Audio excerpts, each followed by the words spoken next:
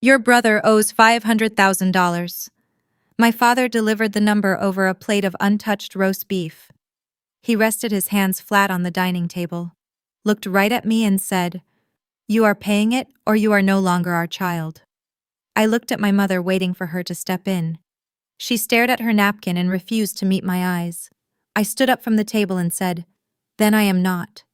I grabbed my keys, walked out the front door, and drove away. I checked my bank account an hour later, and 7 days after that, my entire family knocked on my apartment door expecting an apology.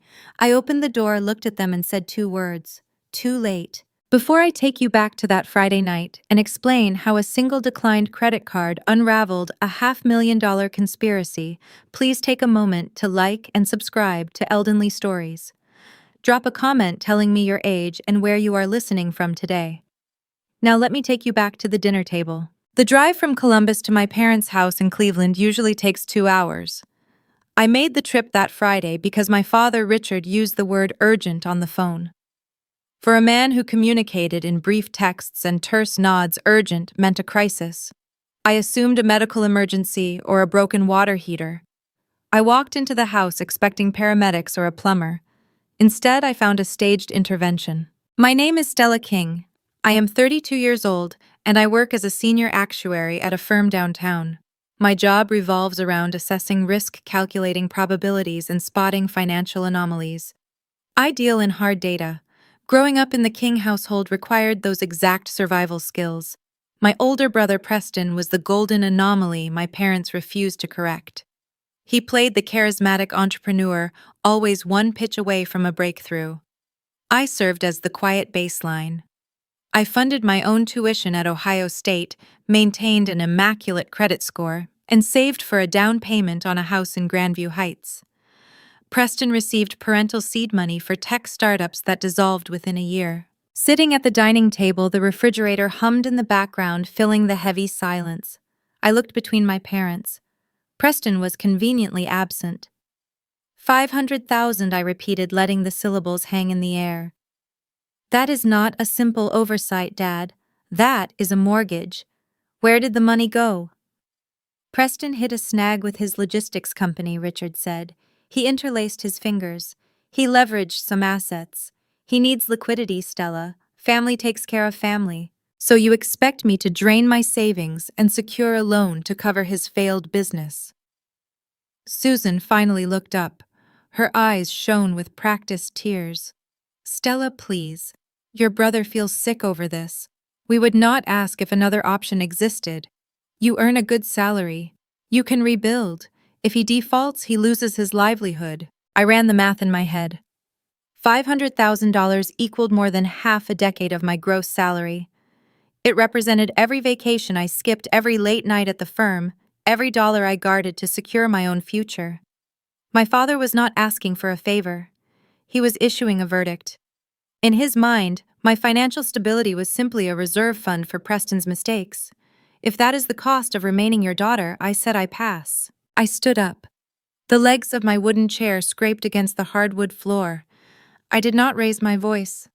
I did not cry. I picked up my coat and walked out into the cold Ohio night. An hour later, halfway back to Columbus, the residual adrenaline faded into a dull ache. I pulled into a turnpike gas station to fill up my tank. The fluorescent lights overhead buzzed, casting harsh shadows across the concrete. The wind whipped past the pumps, chilling my hands as I swiped my primary credit card. It is a card I pay off in full every single month. The pump screen flashed. Declined. I frowned. I slid the card out, wiped the chip on my coat, and inserted it again. Declined. Please contact your financial institution. I sat back behind the steering wheel and locked the doors. A distinct cold settled in my chest, untethered to the weather. The credit limit on that specific account was $30,000. I had not used it once all month. I pulled out my phone and opened my banking app, expecting to see a routine fraud alert or a system glitch. The screen loaded. My available credit read 0. The balance hovered right at the $30,000 limit. I stared at the numbers until they stopped looking like digits and started looking like a crime. My father had delivered a very specific figure at dinner. 500,000. Gerald King never guessed at figures, he knew them. Sitting in the glow of the gas station lights, a terrifying realization washed over me. He was not asking me to take on a new loan for my brother. He was demanding I cover a debt that was already there. I stared at the banking app on my phone until the screen dimmed and went black. I tapped the glass to wake it up again. The number remained unchanged. $30,000 in available credit was gone. I clicked into the transaction history. The charges were not local, they were not mine. $5,000 went to a commercial freight vendor. $8,000 paid a specialized warehouse leasing firm. $2,000 covered an upscale steakhouse in downtown Cleveland. I do not eat at upscale steakhouses. I do not lease commercial warehouse space. I am an actuary. My largest monthly expense outside of rent is the premium roast coffee I buy from a local cafe 2 blocks from my office. A sharp tap on my driver's side window made me jump. The gas station attendant stood there in the bitter cold. He wore a thick parka and gestured toward the pump. I rolled the window down a crack. The wind rushed in. He told me the pump timed out. I nodded, apologized, and reached into my center console. I bypassed my sleek leather wallet and dug under a stack of old toll receipts to find my backup debit card. I stepped out into the freezing night air, swiped the debit card, and watched the digital numbers tally the cost of a full tank. The drive back down Interstate 71 to Columbus felt entirely different than the drive up. The adrenaline that had propelled me out of my parents' dining room evaporated, leaving behind a cold and clinical clarity. My profession requires me to detach from emotional variables and focus purely on statistical realities. If a shipping company loses cargo, I calculate the replacement value, not the sentimental loss. Tonight, the damaged cargo was my own life. I gripped the leather steering wheel, keeping my speed exactly at the posted limit. The rhythmic thrum of the tires over the asphalt grounded me. I began to construct a timeline in my head. For the past decade, my financial discipline was my armor, while my peers in their early 20s spent beyond their means on weekend trips and designer clothes. I lived with roommates and ate rice and beans. I paid off my Ohio State tuition early. I cultivated my credit profile with the precision of a watchmaker. By my 30th birthday, my score hit a flawless 800. That number represented more than just fiscal responsibility, it represented safety. It was the key to a 2-bedroom craftsman home I had been eyeing in Grandview Heights. It meant I would never have to ask Richard or Susan for a single dime. Preston lived the inverse of my life. He operated on charm and heavy entitlement. When his first tech venture folded, my parents refinanced their home to cover his losses. When his second startup failed, they cashed out a portion of their retirement. Preston never downgraded his lifestyle. He kept his imported cars and his penthouse apartments because the concept of consequences did not apply to him. But Richard retired 2 years ago. The parental bank had dried up. The white lines of the highway blurred past my headlights. My father had used specific words at the dinner table. He said Preston leveraged some assets. What assets? Preston owned nothing. His entire existence was leased or borrowed. He possessed zero equity. But I did. I had a pristine and untapped financial reservoir. My father also said you can rebuild. He did not say you can pay this off. He said rebuild. You only rebuild after a demolition. The pieces locked together, forming a picture so grotesque I had to grip the steering wheel tighter to keep my hands from shaking. They did not call me to Cleveland to ask for a loan. They called me there to inform me I was the casualty. They wanted me to voluntarily accept a debt that already carried my name. By demanding I pay it to remain in the family, they were offering a sick psychological trade. Accept the financial ruin, keep our love, and sweep the crime under the rug. I passed the exit for Polaris Parkway, the glowing signs for the shopping mall illuminating the dark sky. The anger in my chest hardened into something sharp and dangerous. In the actuarial world, we define a catastrophic risk as an event that threatens the fundamental existence of the entity. My family was a catastrophic risk. I could no longer treat them as parents or a brother. They were hostile liabilities. I pulled into my apartment complex in Columbus just past midnight. The lot was quiet. Frost had begun to form on the windshields of the parked cars. I parked in my assigned space, gathered my coat, and walked up the 3 flights of concrete stairs to my floor. My keys jingled in the quiet hallway. I unlocked my door and stepped inside. The apartment was silent and still. The air smelled faintly of the lavender cleaner I used over the weekend. Normally, arriving home brings a deep sense of relief. Tonight, the familiar space felt compromised. I did not turn on the overhead lights. I dropped my keys into the ceramic bowl by the door, hung my coat on the hook, and walked straight to my home office. My desk sits facing a large window overlooking the street. I clicked on the small brass desk lamp. A warm circle of light hit the polished wood surface. I opened my laptop. The screen flared to life, casting a pale blue glow across my face. My reflection in the dark window pane looked like a stranger. My jaw was set. My eyes were narrow. The compliant and quiet daughter had stayed in Cleveland. The woman sitting at this desk was an actuary preparing for an audit. If one card was maxed out to $30,000, the remaining $470,000 had to live somewhere. Preston could not hide $500,000 of fraudulent debt on a single account. He needed a network of them. I opened my web browser. I did not log into my social media. I did not draft a furious text message to my mother. I typed the address for the Federal Annual Credit Report portal. The homepage loaded instantly. The site asked for my basic information: first name, last name, date of birth, social security number. My fingers hovered over the keyboard. Entering those 9 digits felt like unlocking a vault I knew had been robbed. Once I saw the reports, ignorance would no longer be an option. I would possess legal knowledge of a crime. I would have to act. I thought about my father sitting at the head of the table, his voice flat, issuing an ultimatum with my stolen money. I thought about my mother staring at her napkin, her silence serving as the glue that held their conspiracy together. I pressed down on the keys. I entered my social security number. I typed in my current Columbus address. I clicked the box confirming my identity. The screen displayed a loading icon. It was a small circle spinning endlessly in the center of the page. The servers were pulling data from Equifax, TransUnion, and Experian. They were compiling the true cost of my family tree. I sat back in my chair, listening to the quiet hum of my laptop cooling fan, bracing myself for the devastation I knew was coming. The spinning loading icon on the federal credit portal finally vanished.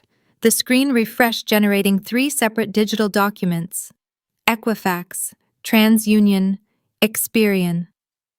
I clicked the download button for the first file, watching the PDF materialize on my desktop. I took a slow, measured breath and opened the document. My 800 credit score was gone. The new number sat glaring in the deep red zone of the risk meter: 412. In the financial sector, a score that low does not just signify poor money management. It signals a severe, unrecoverable default. It is the numerical equivalent of a condemned building. I bypassed the summary page and scrolled directly into the itemized trade lines. I needed to see the architecture of the ruin. I opened a blank spreadsheet on my other monitor. I labeled the columns with clinical detachment: creditor, origination date, account type, current balance, delinquency status. I began to extract the data line by line, transferring the chaos into a structured grid. The physical act of typing the numbers provided a strange anchor, keeping the rising panic at bay. The first entry was a commercial business loan originated 22 months ago. The principal amount read $150,000. The lender was a regional bank headquartered in downtown Cleveland. The account status showed 90 days past due, with late penalties compounding daily. The second entry was another business line of credit from an online alternative lender known for predatory interest rates. That balance sat at $200,000. I moved to the revolving credit section. 7 different premium credit cards populated the list: platinum travel accounts, elite rewards tiers. Every single one was pushed to the maximum limit. The balances hovered between $20,000 and $40,000 each. Then I found the automotive leases: an $80,000 Range Rover, a $90,000 Porsche Macan. My hands hovered over the keyboard. My mind flashed back to our family Thanksgiving dinner last year. Preston and his wife Lauren had pulled into my parents' driveway in those exact vehicles. They walked into the house smelling of expensive cologne and designer perfume. I remembered standing on the front porch complimenting the leather interior of the Porsche. Preston flashed his signature bright smile and told me his logistics business was thriving. He said the hard work was finally paying off. Preston possessed a specific kind of magnetism. He could charm a crowded room, pitch a grand vision, and secure funding on nothing but a firm handshake and a tailored suit. But his execution always faltered. He was a man who preferred the prestige of a ribbon-cutting ceremony to the grueling labor of actual operations. When his previous ventures inevitably stalled, he never filed for bankruptcy. He filed for our parents. Susan and Richard absorbed his failures, shielding him from the consequences of his own arrogance. Looking at my spreadsheet, the reality crystallized. My parents had simply run out of their own retirement capital to burn. They had moved on to mine. I was the silent, unwitting benefactor of Preston's hollow success. I was the one who bought those luxury cars. I financed the illusion. I continued auditing the reports, searching for the mechanical flaw. I needed to understand the logistics of the fraud. How did $500,000 accumulate over 3 years without a single phone call, warning letter, or collection notice reaching my mailbox in Columbus? I cross-referenced the mailing addresses listed on every individual fraudulent account.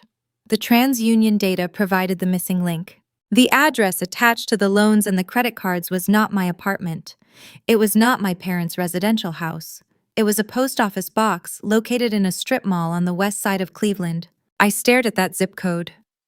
That specific detail transformed the situation from a desperate, impulsive mistake into a premeditated, highly coordinated crime. This required sustained logistics. Someone had to physically visit a postal office. Someone had to submit federal change of address forms. Someone had to intercept the physical mail every week. Someone had to forge my signature on endless stacks of digital and physical applications, all while looking me in the eye during our Sunday family video calls and asking how my week went. This was a calculated conspiracy orchestrated by the people who raised me. They built a shadow system designed to keep me blind while they drained my future dry. A hollow, agonizing ache expanded in my chest. For a fleeting moment, the betrayal threatened to swallow me whole. I remembered my mother carefully packing my cardboard boxes when I moved into my college dorm. I remembered my father teaching me how to parallel park his old sedan. The memories felt like foreign films starring people I no longer knew. The tears pushed hot and sharp at the corners of my eyes. I blinked them away. Crying would not clear the debt. Grief is a luxury reserved for people who are safe. I was not safe. I was standing on the financial tracks with a freight train bearing down on me. I took a deep breath, pulled the pain into a tight box in the back of my mind, and locked the daughter away. The senior actuary took the wheel. In corporate auditing, when you uncover internal embezzlement, you do not call the thief to ask why they did it. You do not demand an apology. You secure the perimeter. You gather the receipts. You prepare for ruthless litigation. My family was no longer a network of blood relatives. I stripped them of those titles. Richard, Susan, and Preston were now a hostile corporate entity. They had executed a hostile takeover of my identity, and I was going to dismantle them piece by piece. I closed the spreadsheet and saved the master file to an encrypted external hard drive. I opened a new secure browsing window. I bypassed the standard family law attorneys in the directory. I did not need a mediator to talk about feelings. I needed a shark who understood federal statutes. I typed specific keywords into the search bar. Federal Identity Theft Litigator, Ohio. High-stakes financial fraud representation, Columbus. Aggressive white-collar crime defense. The search results populated. I scrolled past the sponsored ads and the generic firms offering free consultations for petty theft. I needed someone who operated with cold surgical precision. I clicked on a sleek minimalist website belonging to a firm located in the downtown financial district. The managing partner had a biography that caught my attention immediately. He was a former federal prosecutor who specialized in unraveling complex financial fraud and interstate identity theft. His track record listed multi-million-dollar recovery cases and federal prison sentences for the perpetrators. I noted his office hours. I wrote down the address on a yellow legal pad. I glanced at the digital clock in the corner of my screen. It was 3 in the morning. I had 4 hours until the sun came up and 5 hours until that law office opened its doors. I closed my laptop, walked into my kitchen, and started brewing a very strong pot of coffee. The time for being the quiet, reliable sister was over. The skyline of downtown Columbus hid behind a thick canopy of gray rain on Monday morning. I walked into the lobby of a high-rise glass building on Broad Street, my heels clicking against the polished marble floor. I rode the elevator to the 32nd floor and stepped out into a reception area that felt more like a surgical suite than a law firm. The walls featured dark mahogany panels. The lighting was stark, bright, and unyielding. There were no decorative plants or comforting landscape paintings to put clients at ease.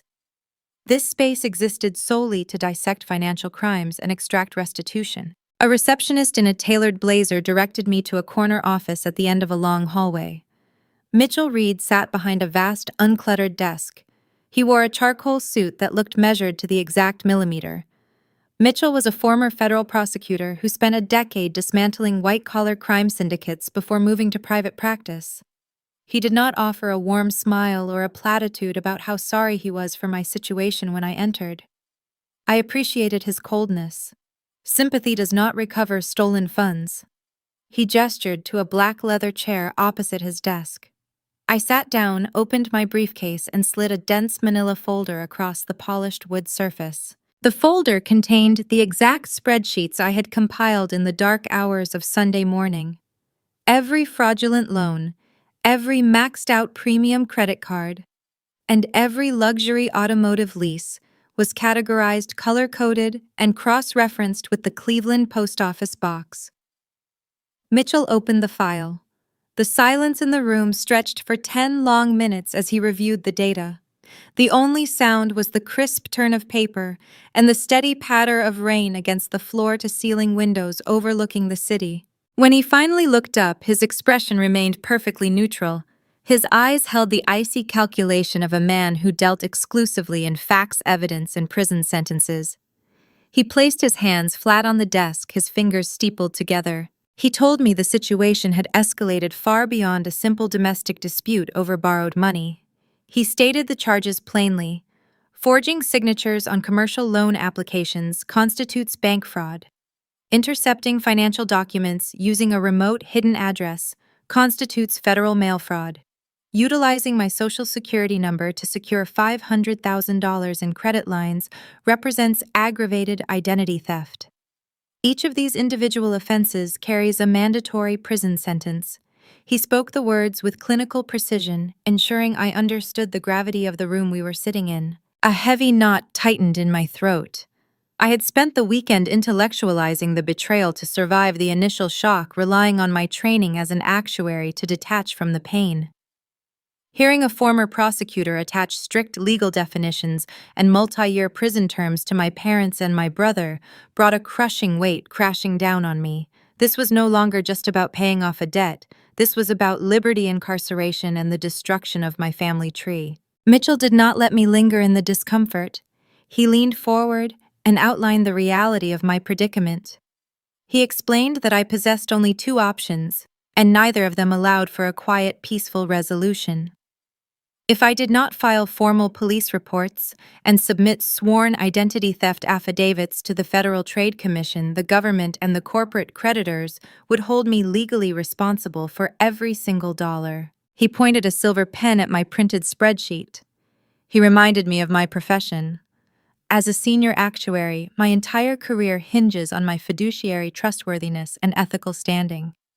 If my employer ran a routine background check and discovered a 412 credit score burdened by $500,000 in delinquent debt, my firm would terminate my employment immediately. My financial licensing would be revoked without hesitation. I would lose my home, my career, my reputation, and my future to protect a group of people who had actively chosen to destroy me for their own comfort. The choice laid out before me was brutal, but stark.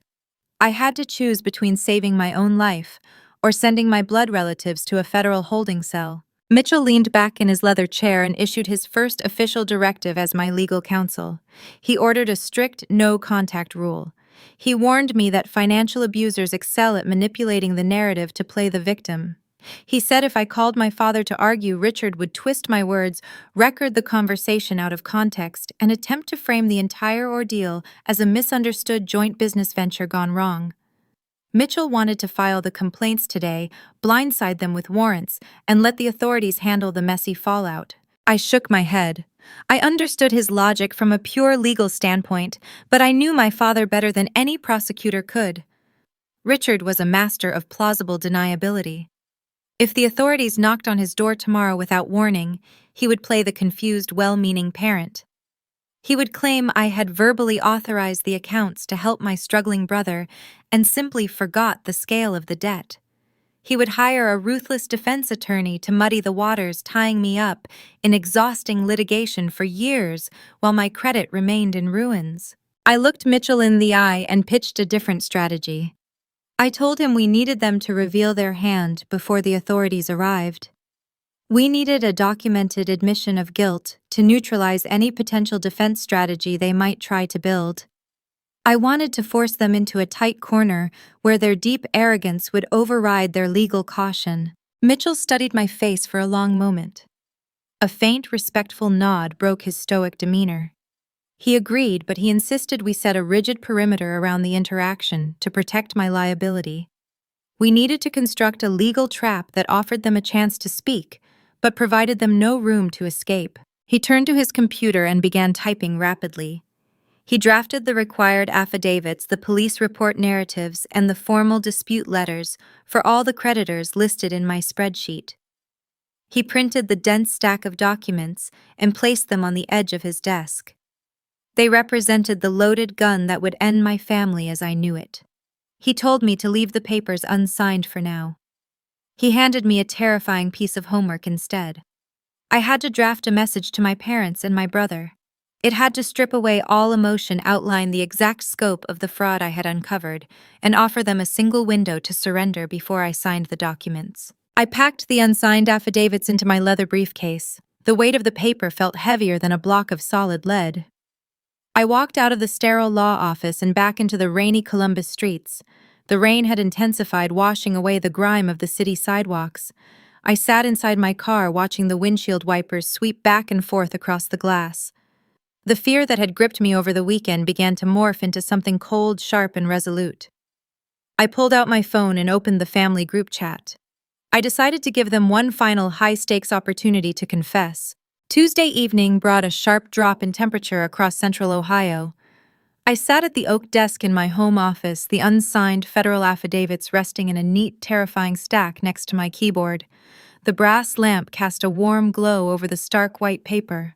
I picked up my phone and unlocked the screen. The family group chat was titled The King Clan.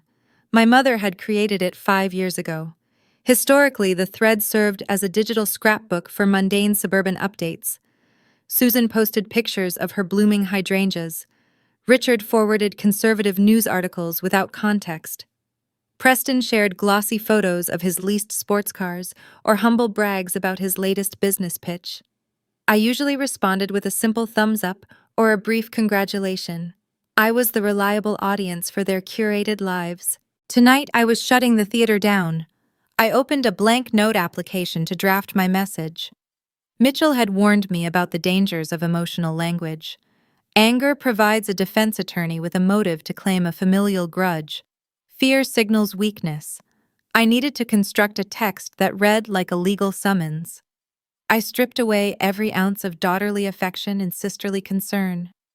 I channeled the cold, calculating actuary who audits catastrophic risk for a living. I typed the first sentence. I have pulled my federal credit reports from all 3 bureaus. I paused, my thumb hovering over the glass screen. I added the hard data. I have documented $500,000 in fraudulent loans, maxed out premium credit cards, and luxury automotive leases originated under my Social Security number. I needed them to know the depth of my knowledge. I could not let them think this was a vague suspicion. I typed the next line. I possess the records for the post office box in Cleveland used to intercept the billing statements.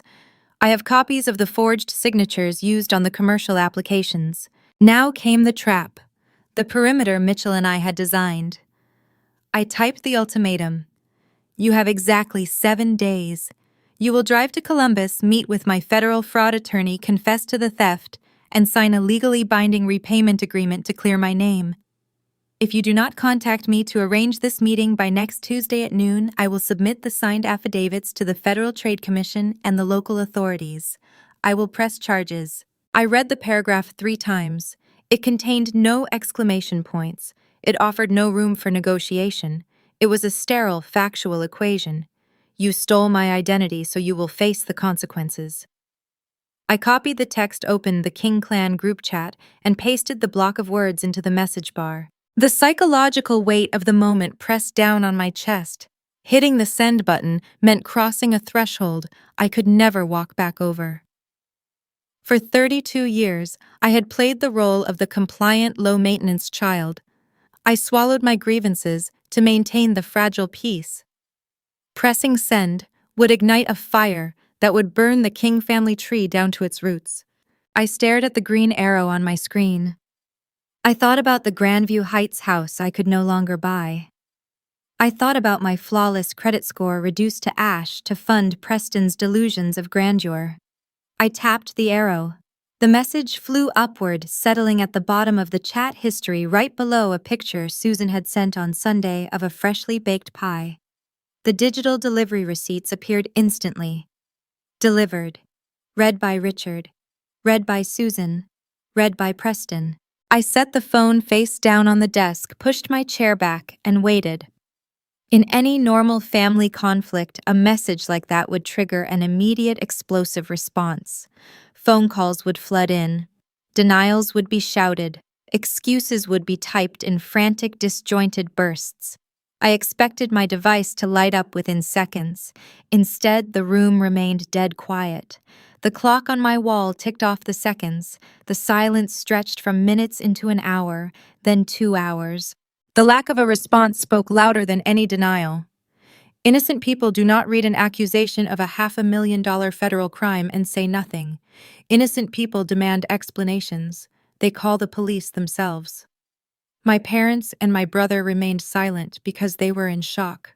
They were staring at their own glowing screens in Cleveland, realizing the quiet, dependable daughter had just cornered them with federal evidence. The sheep had locked the wolves in the pen. I imagined the panic unfolding 2 hours north.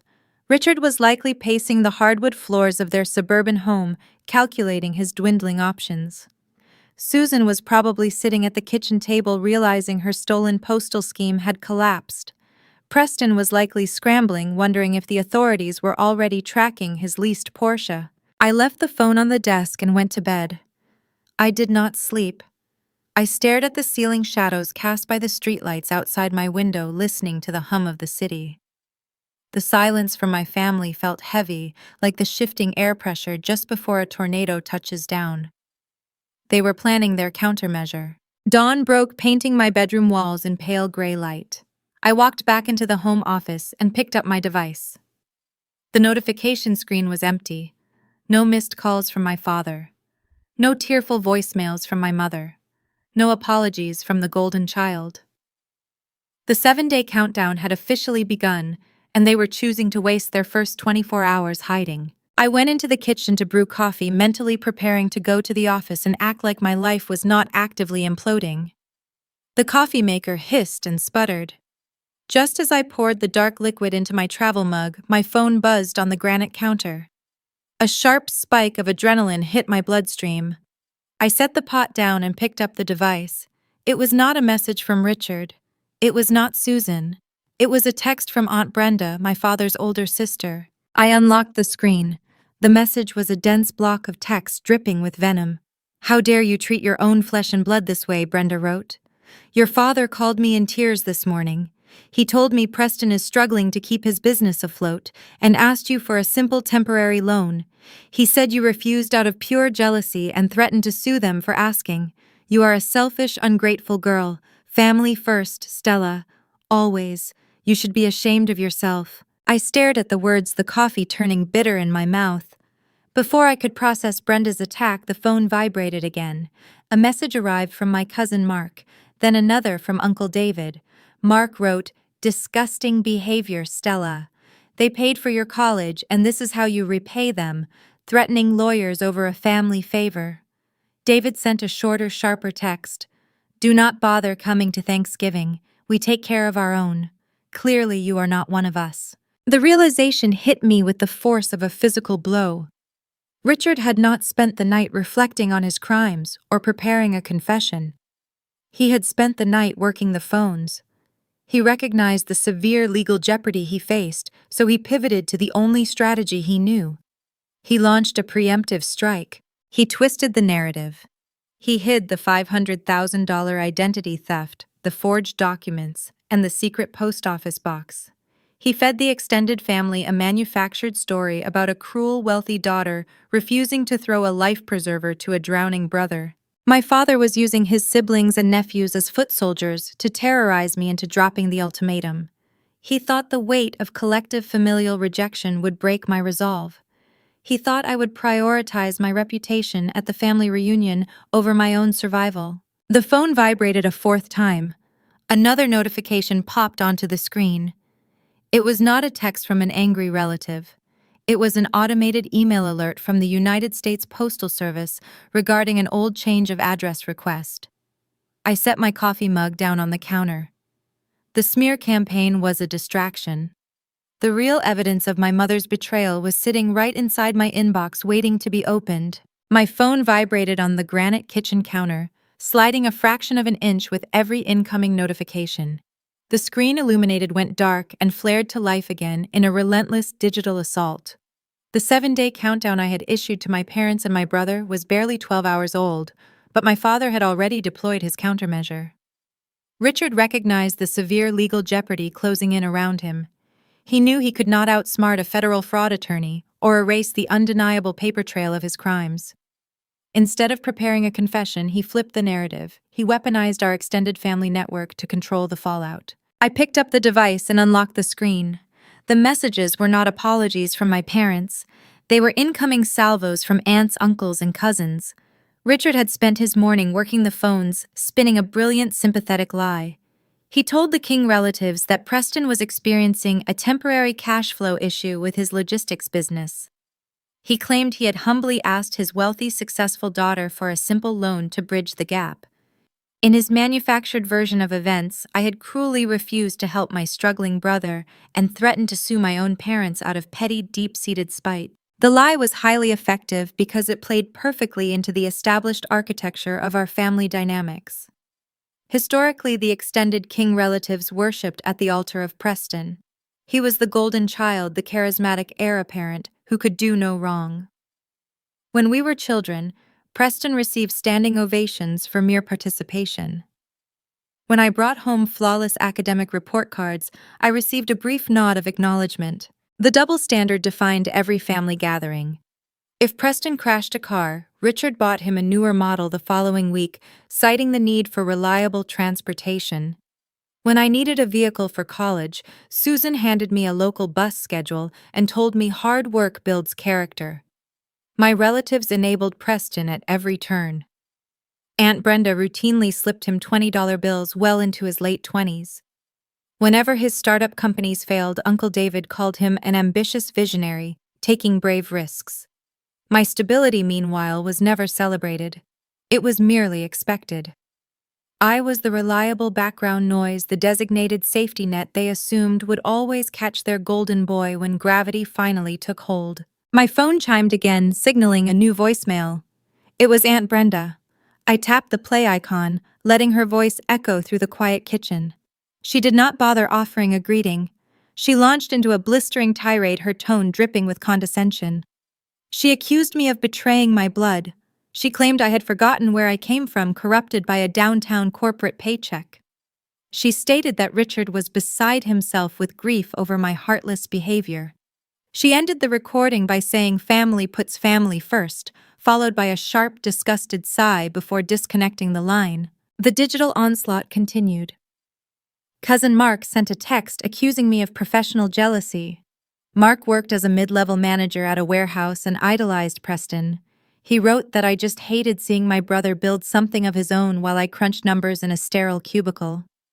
The irony of Preston funding his illusion of success with my stolen credit was suffocating.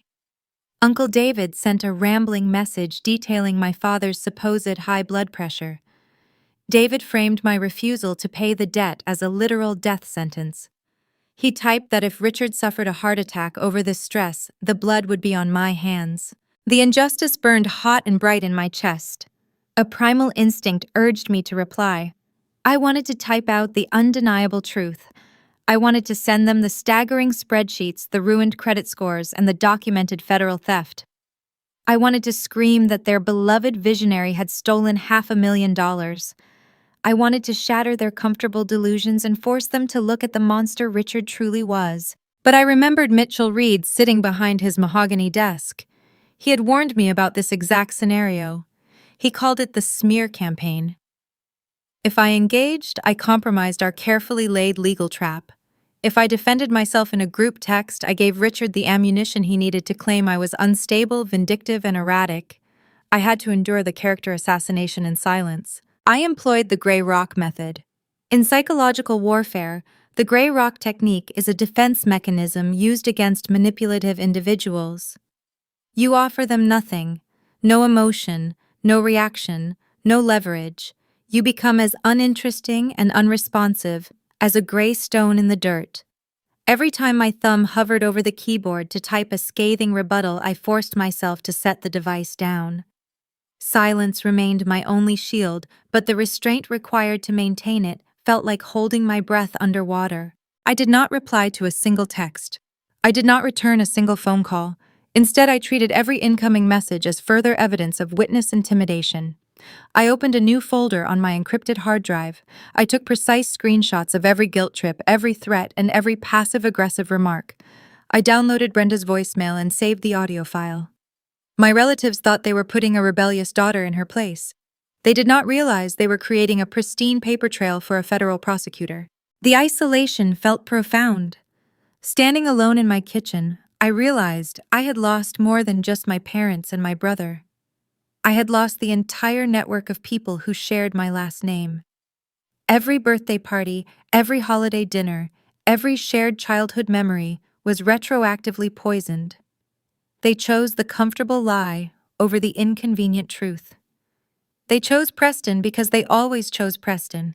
I poured my lukewarm coffee down the sink, grabbed my keys, and drove to the actuarial firm.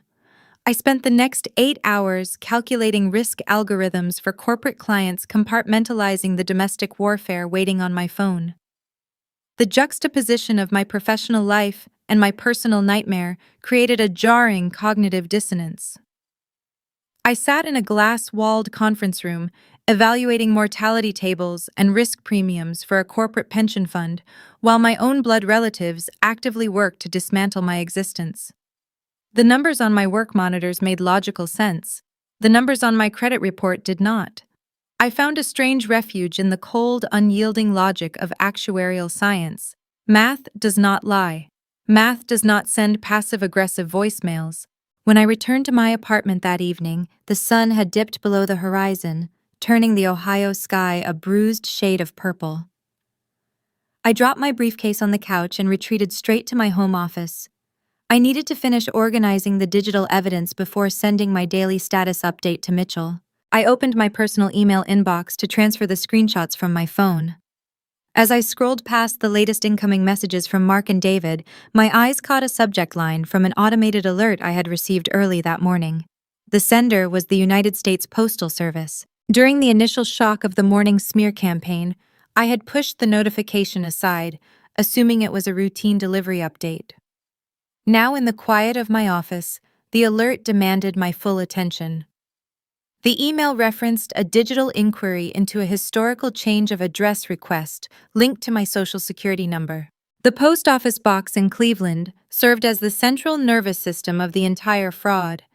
It intercepted the credit card statements. It captured the loan origination documents. It hid the late payment penalties. I knew the box existed, but I did not know the specific mechanics of its creation. To successfully redirect federal mail, an applicant must submit a formal request and provide a verifying signature. I clicked the link embedded in the email. The browser routed me to a secure postal portal. The system required secondary identity verification. I answered the security questions, providing my previous residential addresses and my birth date. The screen refreshed, granting me access to the archived federal records. My pulse quickened as I navigated to the Document History tab. The interface displayed a list of actions associated with my profile. There, dated exactly 3 years ago, sat a digitized copy of a physical change of address form. The date stamped on the document hit me like a physical blow. It was filed mere days after I had packed my belongings and moved to Columbus to begin my career. While I was busy unpacking boxes and decorating my first independent apartment, someone in Cleveland was quietly rerouting my financial identity to a secret lockbox. I moved my cursor and clicked to enlarge the scanned document. The form appeared on my monitor in stark black and white. I scrolled down to the bottom of the page, holding my breath, preparing to uncover the deeper betrayal waiting on the signature line. I clicked to enlarge the scanned document on my monitor. The federal change of address form appeared in stark black and white. My eyes scanned the typed fields. The original address listed my childhood home in Cleveland. The forwarding address pointed directly to the post office box located in the strip mall across town. The date stamped in the upper right corner confirmed my worst suspicion. It was filed exactly 3 years ago, a mere 4 days after I loaded a moving truck and drove south to begin my career in Columbus. I scrolled down to the bottom of the page. A physical signature is required to authorize the redirection of federal mail. I stared at the cursive letters spelling out my name. At first glance, the handwriting looked remarkably accurate. The slant matched my typical stroke. The pressure appeared consistent. As an actuary, I am trained to look for the deviation in the pattern. I zoomed in on the first letter of my first name. The capital S contained a distinct, elaborate loop at the top crest. I write my letters with sharp, efficient angles. I do not use decorative loops. I knew exactly who did. Susan possessed a very specific penmanship style. When I was a teenager, she prided herself on writing personalized inscriptions in the front covers of my high school yearbooks. She used a heavy fountain pen and always crafted her capital letters with a grand, sweeping arc. It was a stylistic flourish she developed during a calligraphy class in the late 1980s. I pulled a dusty storage box from under my desk, unearthing my senior yearbook. I flipped to the inside cover. "Happy graduation, Stella. Love, Mom." I held the faded ink up to the glowing computer monitor. The sweeping arc on the yearbook matched the forged signature on the federal postal form with devastating precision. The realization struck me with a cold, hollow ache. Up until this exact moment, I had operated under a specific assumption regarding my family dynamic. I believed my father served as the primary architect of the financial theft, orchestrating the loans to save Preston. I assumed my mother acted as a passive bystander, paralyzed by her loyalty to her husband and her blind devotion to her son. The forged signature shattered that illusion. Susan was not an innocent witness looking the other way. She was the active engineer of the cover-up. While I was busy unpacking boxes in my new apartment, hanging curtains, and preparing for my first week at the actuarial firm, my mother was driving to a postal facility.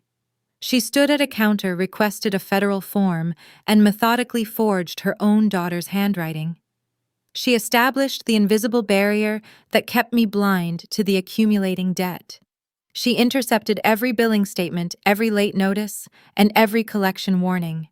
She executed this betrayal, and then she called me on Sunday evenings to ask how I liked my new neighborhood. I reviewed the other data fields on the document. The email address listed for confirmation receipts was a generic webmail account. I recognized the naming convention. It combined my middle name with my birth year, followed by a string of numbers. Susan created a phantom digital footprint to catch any automated warnings the post office might send. She built an entire shadow profile to ensure I remained blind. The sophistication of the scheme stood in stark contrast to the woman who frequently asked me to help her troubleshoot her smartphone. She feigned technological ignorance in her daily life while executing a flawless digital interception of my financial records. This required a staggering level of cognitive dissonance. Susan had to maintain the box for 3 years.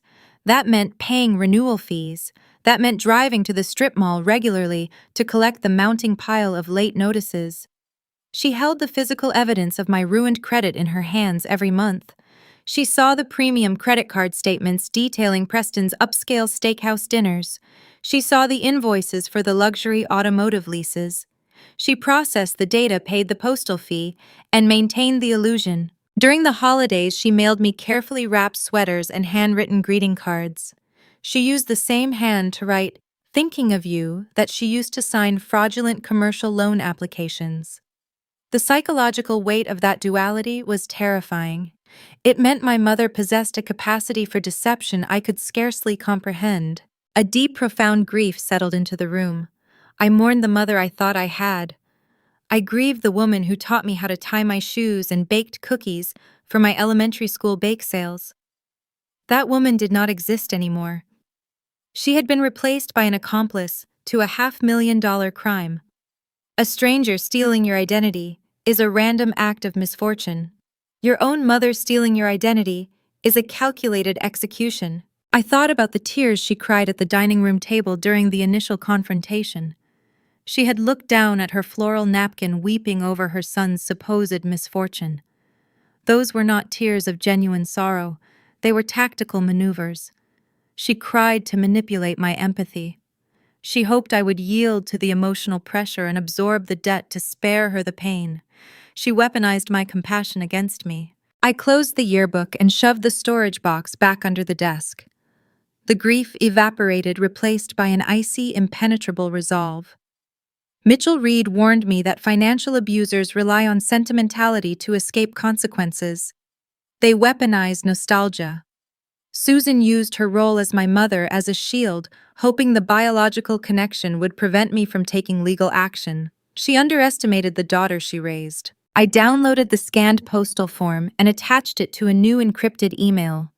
I addressed the message to Mitchell. I kept the body of the text brief and clinical. I wrote, "We have the structural proof. Susan King executed the federal mail fraud to conceal the account originations. See the attached document featuring the forged signature. This confirms premeditated coordination." I hit send.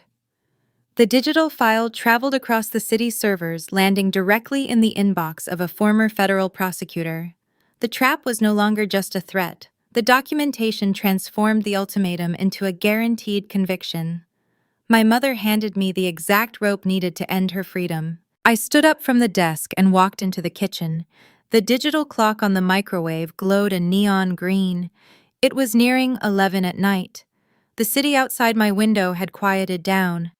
The rain from Monday had passed, leaving behind a crisp, biting chill. The 7-day countdown was ticking away. 2 full days had elapsed since I issued the ultimatum. My father had spent those 48 hours orchestrating a smear campaign among the extended relatives. My mother had spent those hours maintaining her silence. I poured a glass of cold water and leaned against the granite counter. The exhaustion of the past 4 days settled into my bones. Dealing in high-risk assessment depletes the mind. Navigating an active war zone with your own blood relatives drains the soul. I needed sleep to maintain my focus for the incoming legal battle. I set the glass down and turned off the kitchen lights. The apartment plunged into darkness. I walked toward the hallway leading to my bedroom.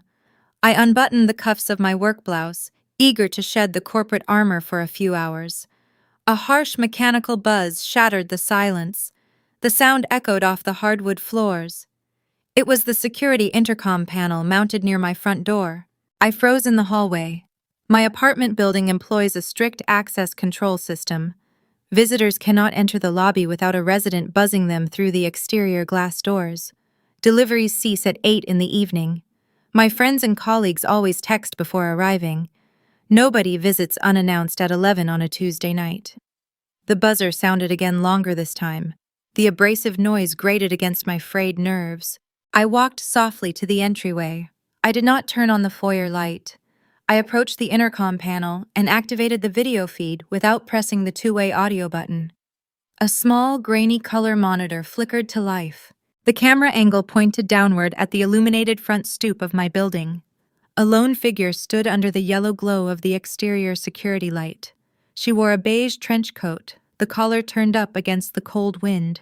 Her hands clutched a rectangular glass baking dish covered tightly in aluminum foil. It was my mother. Susan stood alone on my doorstep 2 hours south of her home, holding a baked casserole in the middle of the night. She looked up at the camera lens. Her expression carried a calculated mix of desperation and maternal concern. She had bypassed the digital smear campaign and opted for a physical invasion. The architect of my financial ruin had arrived to weaponize nostalgia in person. The digital clock in the hallway flashed midnight, officially marking the beginning of day 4. My mother stood on the other side of the security glass, staring into the camera lens. I watched her clutch the rectangular baking dish. The aluminum foil covering the top caught the harsh yellow security light. I pressed the unlock button. The heavy magnetic lock clicked, echoing through the silent lobby below. I waited by my apartment door, listening to the hum of the elevator ascending to my floor. The metal doors slid open. Susan stepped out into the corridor. She wore a beige trench coat belted tightly at the waist. She carried the heavy glass container with both hands, presenting it like a sacred offering. She walked toward me, her steps hesitant, playing the role of a frightened, concerned parent. I swung my door wide and stepped back, offering no greeting. She crossed the threshold, bringing the smell of cold night air and her signature floral perfume into my entryway. I closed the door behind her. She walked straight to the kitchen island and set the dish down on the granite counter. The glass clunked heavily against the stone. Condensation dripped down the sides, pooling on the countertop. "I made your favorite," she said, her voice trembling with practiced fragility. "A homemade lasagna. I thought you might be hungry. I knew you always forget to eat when you are stressed." I looked at the dish, then up at her face. For 3 decades, Susan orchestrated our familial optics with militant precision. She chaired the neighborhood homeowners association and ran the local charity drives. She understood the power of a baked good delivered at the exact right moment. Casseroles solved neighborhood disputes. Cookies smoothed over parent-teacher disagreements. Now she brought a lasagna to cure a $500,000 federal crime. I remained silent, standing rigid with my arms crossed. My refusal to accept the olive branch forced her to break the quiet. She took a step closer, her eyes welling with strategic tears. "Stella, please," she whispered. "We are drowning. Your father is sick with worry. Preston is on the verge of losing everything he worked for. We needed a temporary bridge. That is all it was. A family survival measure. We never intended to leave you with this burden. We planned to pay off the accounts before you ever noticed." Her monologue functioned as a masterclass in emotional manipulation. She framed the theft as a desperate act of preservation. She painted my father as a martyr and my brother as a tragic victim of circumstance. She reached out, attempting to place her hand over mine. I pulled my arm away. I remembered the scanned postal form sitting on my computer monitor in the other room. I pictured the sweeping arc of her forged signature. The woman standing in my kitchen claiming ignorance was the identical woman who rerouted my mail to a secret lockbox 3 years ago. "You opened a covert post office box 4 days after I moved to this city," I said. My voice sounded hollow, stripped of all warmth. "You intercepted my billing statements. You forged my signature. You orchestrated a shadow identity to fund Preston.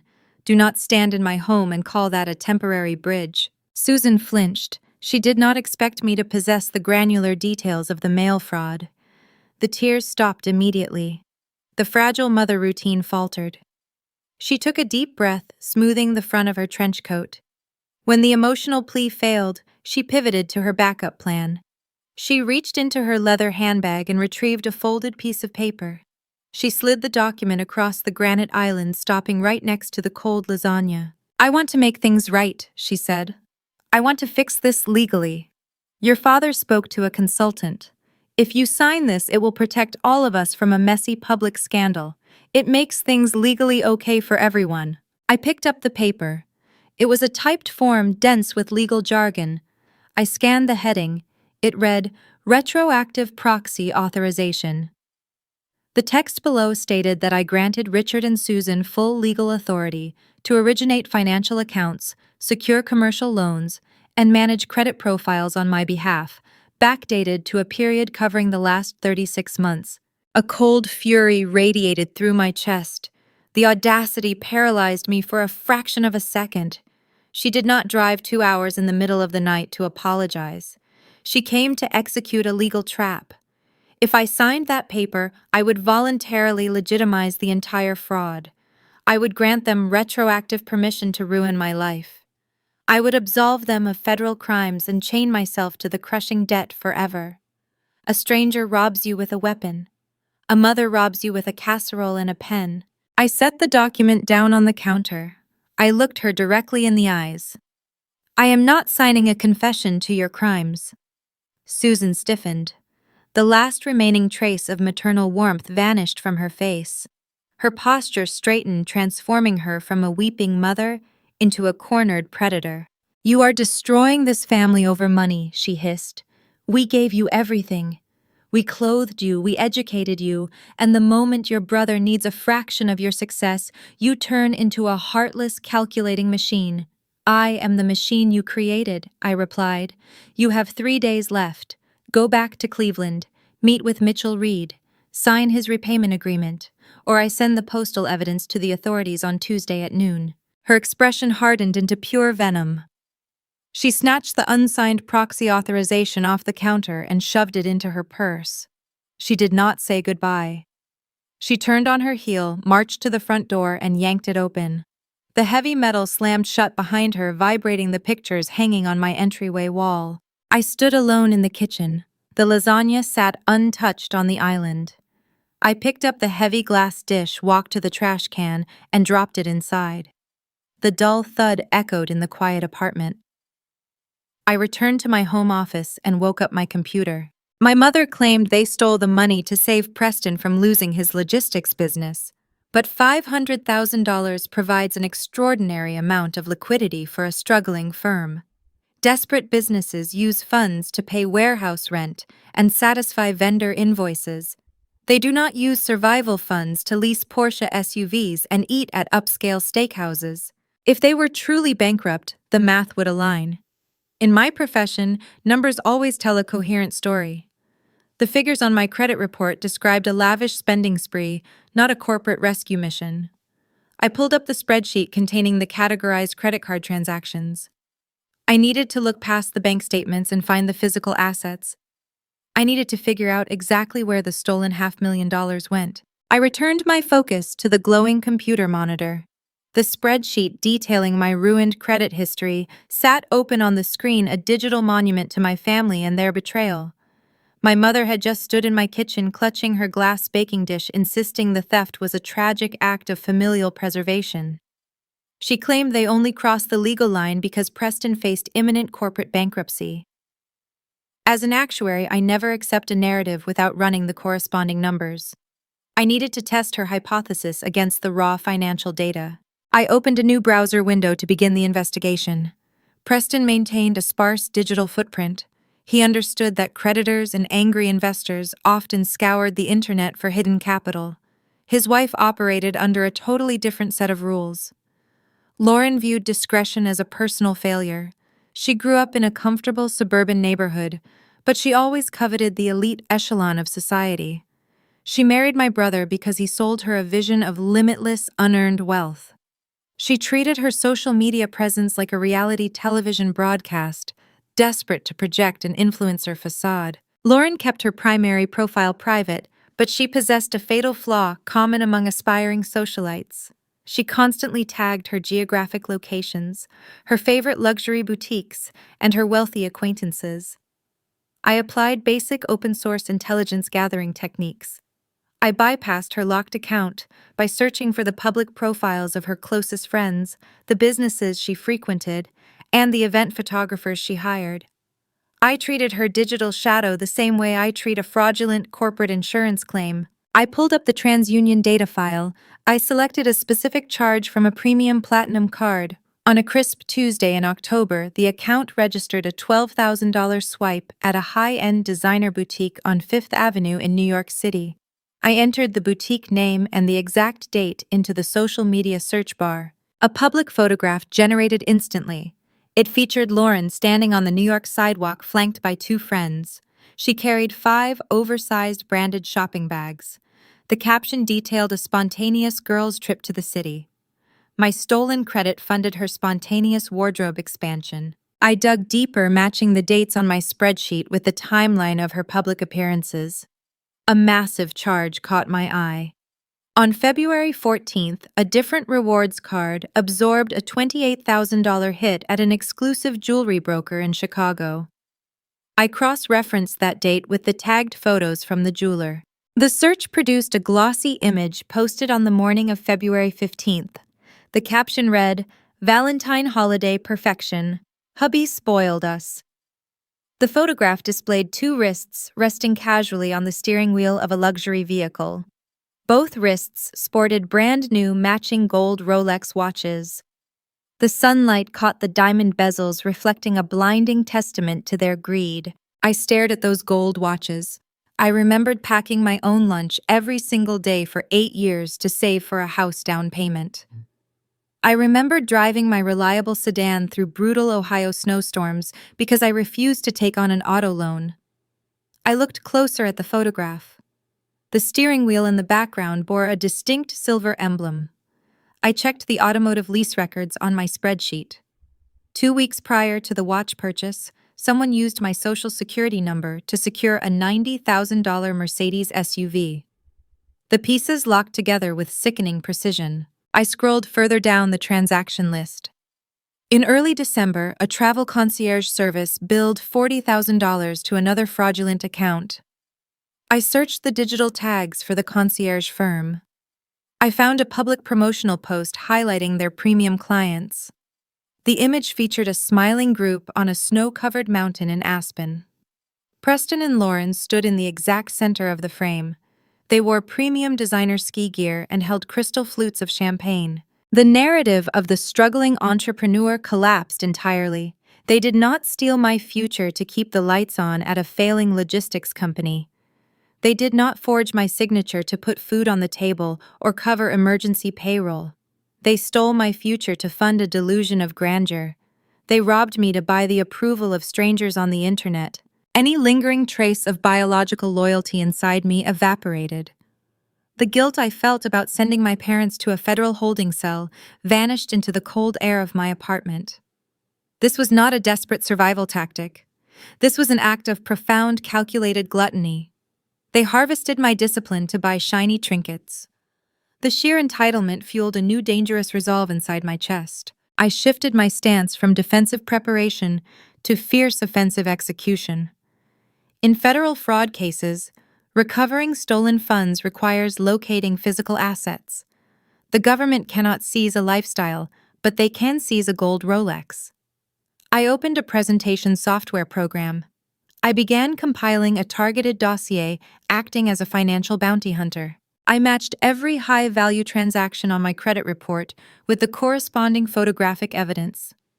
I paired the receipt for the Aspen trip with the champagne photo.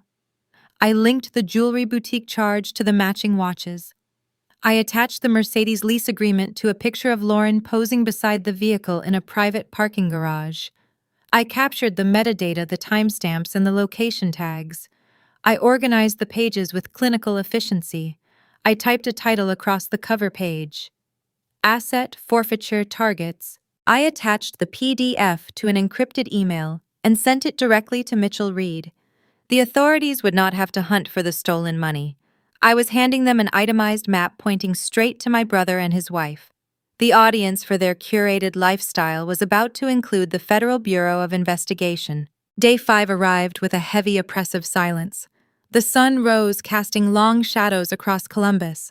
I dressed in my sharpest professional suit, drove to the actuarial firm, ran my calculations, and returned to my quiet apartment. The smear campaign from the extended relatives had dwindled into a tense waiting game. Aunt Brenda and Cousin Mark stopped sending passive-aggressive text messages. They were waiting for me to crack under the isolation. I was waiting for the deadline to expire. I employed the gray rock method flawlessly, offering them nothing but a deafening void. The sun rose again on Thursday, marking day 6. Only 48 hours remained until I triggered the federal warrants. The tension hummed in the air, thick and metallic. I sat at my desk at the corporate office surrounded by glass walls and the quiet murmur of my colleagues. I reviewed a mortality risk algorithm for a large healthcare provider. The professional environment provided a stabilizing armor against the domestic warfare raging in my personal life. My cell phone vibrated sharply against the polished wood grain of my desk. The screen illuminated. The caller identification displayed the direct office line for Mitchell Reed. He rarely called outside of scheduled strategy sessions. We had agreed to wait until the Tuesday deadline before initiating our next legal maneuver. I picked up the device, slid my finger across the glass to answer, and pressed the speaker to my ear. Mitchell skipped his standard formal greeting. His voice lacked its usual measured, icy cadence. It sounded tight, urgent, and laced with a sharp warning. He told me Richard had just made a catastrophic miscalculation. My father had realized the smear campaign among the extended family was failing to produce a surrender. He understood the deadline was rapidly approaching, bringing imminent federal consequences. Cornered and desperate, he stopped playing defense in the suburbs. He had taken the war directly to my employer. Mitchell skipped his standard formal greeting. His voice lacked its usual measured, icy cadence.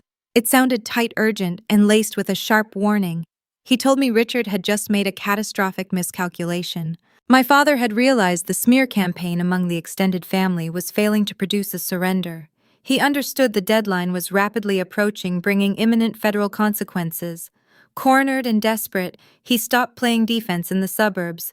He had taken the war directly to my employer. Mitchell informed me that the general counsel for my actuarial firm had just contacted his office.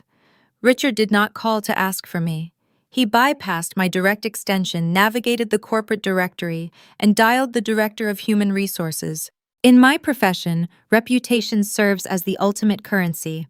An actuary manages severe risk portfolios. We are entrusted with highly sensitive corporate data, pension fund calculations, and multi-million-dollar liability assessments.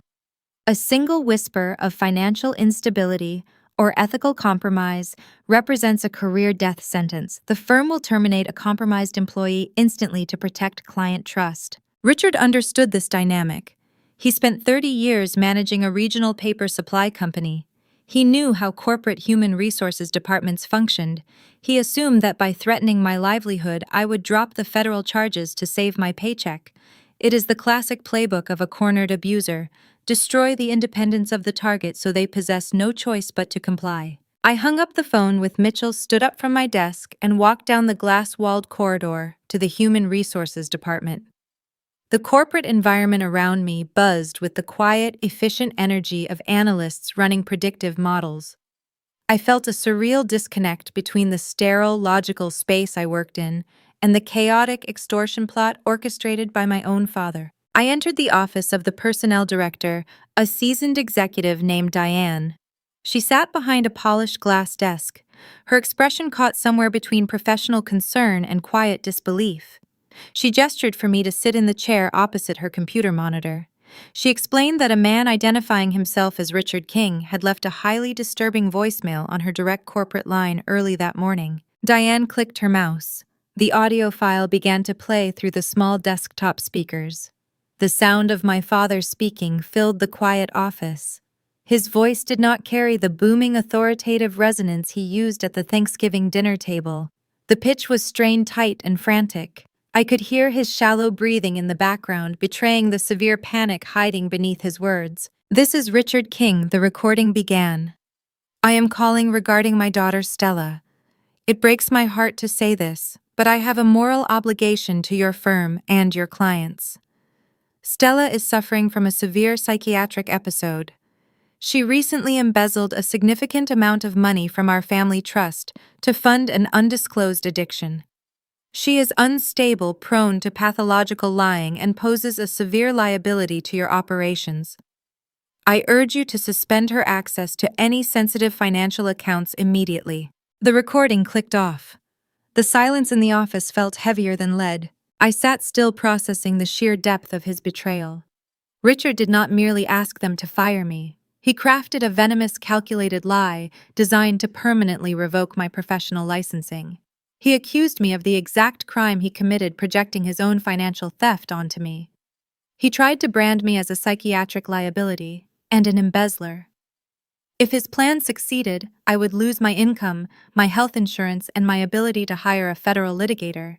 I would be destitute, ruined, and trapped. He expected me to panic. He expected the Human Resources Department to call security and escort me out of the building with my belongings in a cardboard box. He underestimated my competence. I am a senior risk assessor. I do not leave my flanks exposed. On Monday morning, mere hours after I retained Mitchell Reed, I had scheduled a confidential closed-door meeting with the managing partner of the firm. I provided a sterile, factual summary of the identity theft. I disclosed the fraudulent $500,000 debt. I presented Mitchell as my legal counsel and informed the executive board that a federal investigation was imminent. I assured them my work performance would remain flawless, but I warned them my family might attempt to interfere with my employment. Because I secured my perimeter ahead of time, Richard walked straight into a reinforced wall. Diane and the managing partner did not view the voicemail as a credible threat to the firm. They viewed it as a pathetic, desperate act from a hostile external party. Diane looked across the desk, her face softening with genuine empathy. She assured me my position at the firm remained secure. She handed me a digital flash drive containing the raw audio file of the voicemail, stating the legal department wanted me to have it for my own records. I walked back to my desk, holding the small plastic drive in my palm. The object weighed less than an ounce, but it possessed the destructive power of a hand grenade. I plugged the drive into my computer, drafted a secure email, and transferred the audio file directly to Mitchell. My phone vibrated 5 minutes later. Mitchell called back. His tone had shifted from urgent concern to cold, clinical satisfaction. Richard thought he was playing a trump card, but he just handed us a gift, Mitchell said. The audio file elevated the situation far beyond simple identity theft. Mitchell explained the legal statutes with rapid precision. By contacting my employer with fabricated claims of embezzlement, Richard committed textbook defamation. More importantly, because I had already issued a written demand regarding the stolen funds, his attempt to terminate my employment constituted federal witness tampering. Mitchell typed the case notes as we spoke. He cataloged the voicemail under Title 18 of the United States Code. Attempting to intimidate, threaten, or corruptly persuade a witness carries a severe statutory penalty. Richard tried to crush my resistance. Instead, he handed the federal prosecutor another felony charge to add to the indictment. The legal noose tightened irreversibly around his own neck. I finished my workday with a singular, unbreakable focus. I ran the final predictive models for my corporate accounts. I responded to client emails. I maintained the pristine professional facade my father had tried and failed to destroy. At 6 o'clock, I packed my briefcase, walked to the parking garage, and drove home. The evening sky over Ohio turned a bruised shade of violet. The temperature dropped, signaling an early frost. I navigated the city traffic, listening to the rhythmic sweep of the windshield wipers clearing a light drizzle. The psychological toll of the day settled deep into my muscles. Knowing your father is a thief is a painful reality. Hearing his voice tremble with desperation as he attempts to destroy your livelihood requires a different kind of mourning. I grieve the loss of the man who taught me how to ride a bicycle. That man was gone. In his place stood a terrified criminal lashing out at the walls closing in around him. I entered my apartment, locked the deadbolt, and turned on the kitchen lights. The space felt hollow, echoing with the ghosts of the family I used to have. The 7-day countdown was nearing its end. The digital clock on the stove read 11:15. Day 6 was drawing to a close. Only 12 hours remained until the Tuesday noon deadline. I poured a glass of cold water and walked into my home office. The unsigned federal affidavits still sat in a neat stack on my desk, waiting for the morning sun. I reviewed the asset forfeiture dossier I had compiled. The photographs of Preston and Lauren flaunting their leased luxury vehicles and diamond watches provided a stark contrast to the frantic voicemail my father left with my employer. The golden child reaped the rewards, while the patriarch committed federal witness intimidation to protect the illusion. I sat in the leather desk chair watching the minutes tick away on the computer monitor. 11:30. 11:45. The silence of the apartment felt electric, humming with the invisible tension of the impending deadline. My parents and my brother had exhausted their options. The smear campaign failed. The Trojan horse lasagna failed. The corporate sabotage failed. They had no remaining avenues of manipulation. They had to surrender, or they had to face the full weight of the justice system. The digital clock shifted to 11:59. I closed my eyes, preparing to log off for the night and secure a few hours of sleep before the final confrontation. A sharp, high-pitched chime shattered the quiet room. My cell phone illuminated on the desk, the sudden bright light cutting through the shadows. I opened my eyes and looked at the screen. It was not a text message from Richard offering a late-night confession. It was not a frantic email from Preston begging for mercy. It was an automated push notification from the premium credit monitoring service I had installed on my phone. The alert glowed white against the dark glass. A hard credit inquiry has been initiated under your social security number. I stared at the screen, my pulse hammering a frantic rhythm against my ribs. The clock ticked over to midnight. Day 7 officially began. Instead of preparing a legal defense, my family had just doubled down. The digital clock on my home office desk flipped to 2 in the morning. A harsh, distinct chime pierced the quiet apartment. My cell phone screen illuminated, casting a pale blue glow across the ceiling. I had fallen into a restless, shallow sleep on the small leather sofa in the corner of the room. The sudden noise dragged me back into the cold reality of day 7. I sat up, my joints stiff from the dropping temperature, and reached across the desk to grab the device. The push notification from my premium credit monitoring service sat stark and bright on the lock screen. A hard credit inquiry has been initiated under your social security number. I stared at the glowing letters, the remaining fog of sleep burning away in an instant. A hard inquiry means a financial institution has officially pulled your credit history to evaluate an active application for a new loan. I pressed my thumb against the biometric scanner. The phone unlocked, routing me directly into the secure portal of the monitoring agency. The dashboard populated with the details of the request. The originator was a predatory online banking firm notorious for approving high-risk personal loans. They specialized in rapid next-day direct deposits and charged exorbitant punitive interest rates. The requested principal amount read $25,000. I traced the logic of the application, analyzing the data points. Why that specific number? Why attempt this at 2 in the morning? My parents had already extracted $500,000 to fund luxury car leases, upscale steakhouses, and diamond watches. A $25,000 personal loan did not fit their established pattern of frivolous indulgence. It was too small for a real estate venture and too large for a spontaneous vacation. Then the realization clicked into place, sharp and chilling. That exact figure represents the standard upfront retainer fee for a premium criminal defense attorney in the state of Ohio. Richard and Preston were not trying to buy another Rolex. They recognized the looming threat of my noon deadline. They understood that federal warrants were hours away from materializing. Panicking over the impending legal battle, they needed a ruthless, high-powered litigator to keep them out of a federal holding cell. Because they had squandered their own liquidity on a curated influencer lifestyle, they possessed zero capital to actually hire one. So they decided to force me to pay for their defense. They brazenly attempted to use my stolen identity to secure the funds necessary to fight me in court. They tried to weaponize my own credit profile to protect themselves from the consequences of ruining it. The sheer, unadulterated audacity of the maneuver defied basic human comprehension. This behavior perfectly mirrored Preston and his historical response to failure.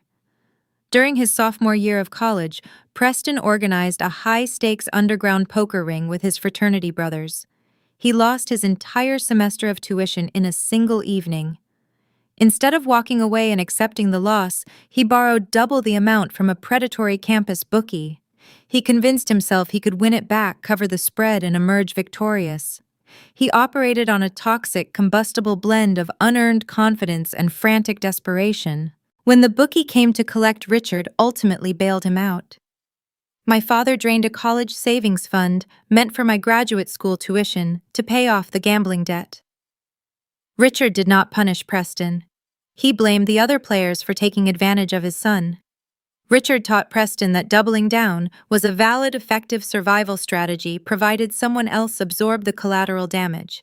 Tonight they applied that exact same strategy to a federal fraud investigation. They made a fatal, insurmountable miscalculation. They assumed I remained the passive, compliant safety net they had exploited for decades.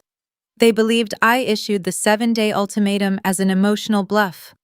They thought I lacked the clinical foresight to secure my perimeter. They underestimated my competence. On Monday morning, during my initial consultation with Mitchell Reed, the former prosecutor issued a strict non-negotiable directive. Before he drafted a single legal affidavit, he ordered me to place a global security freeze on my files with all 3 major reporting bureaus.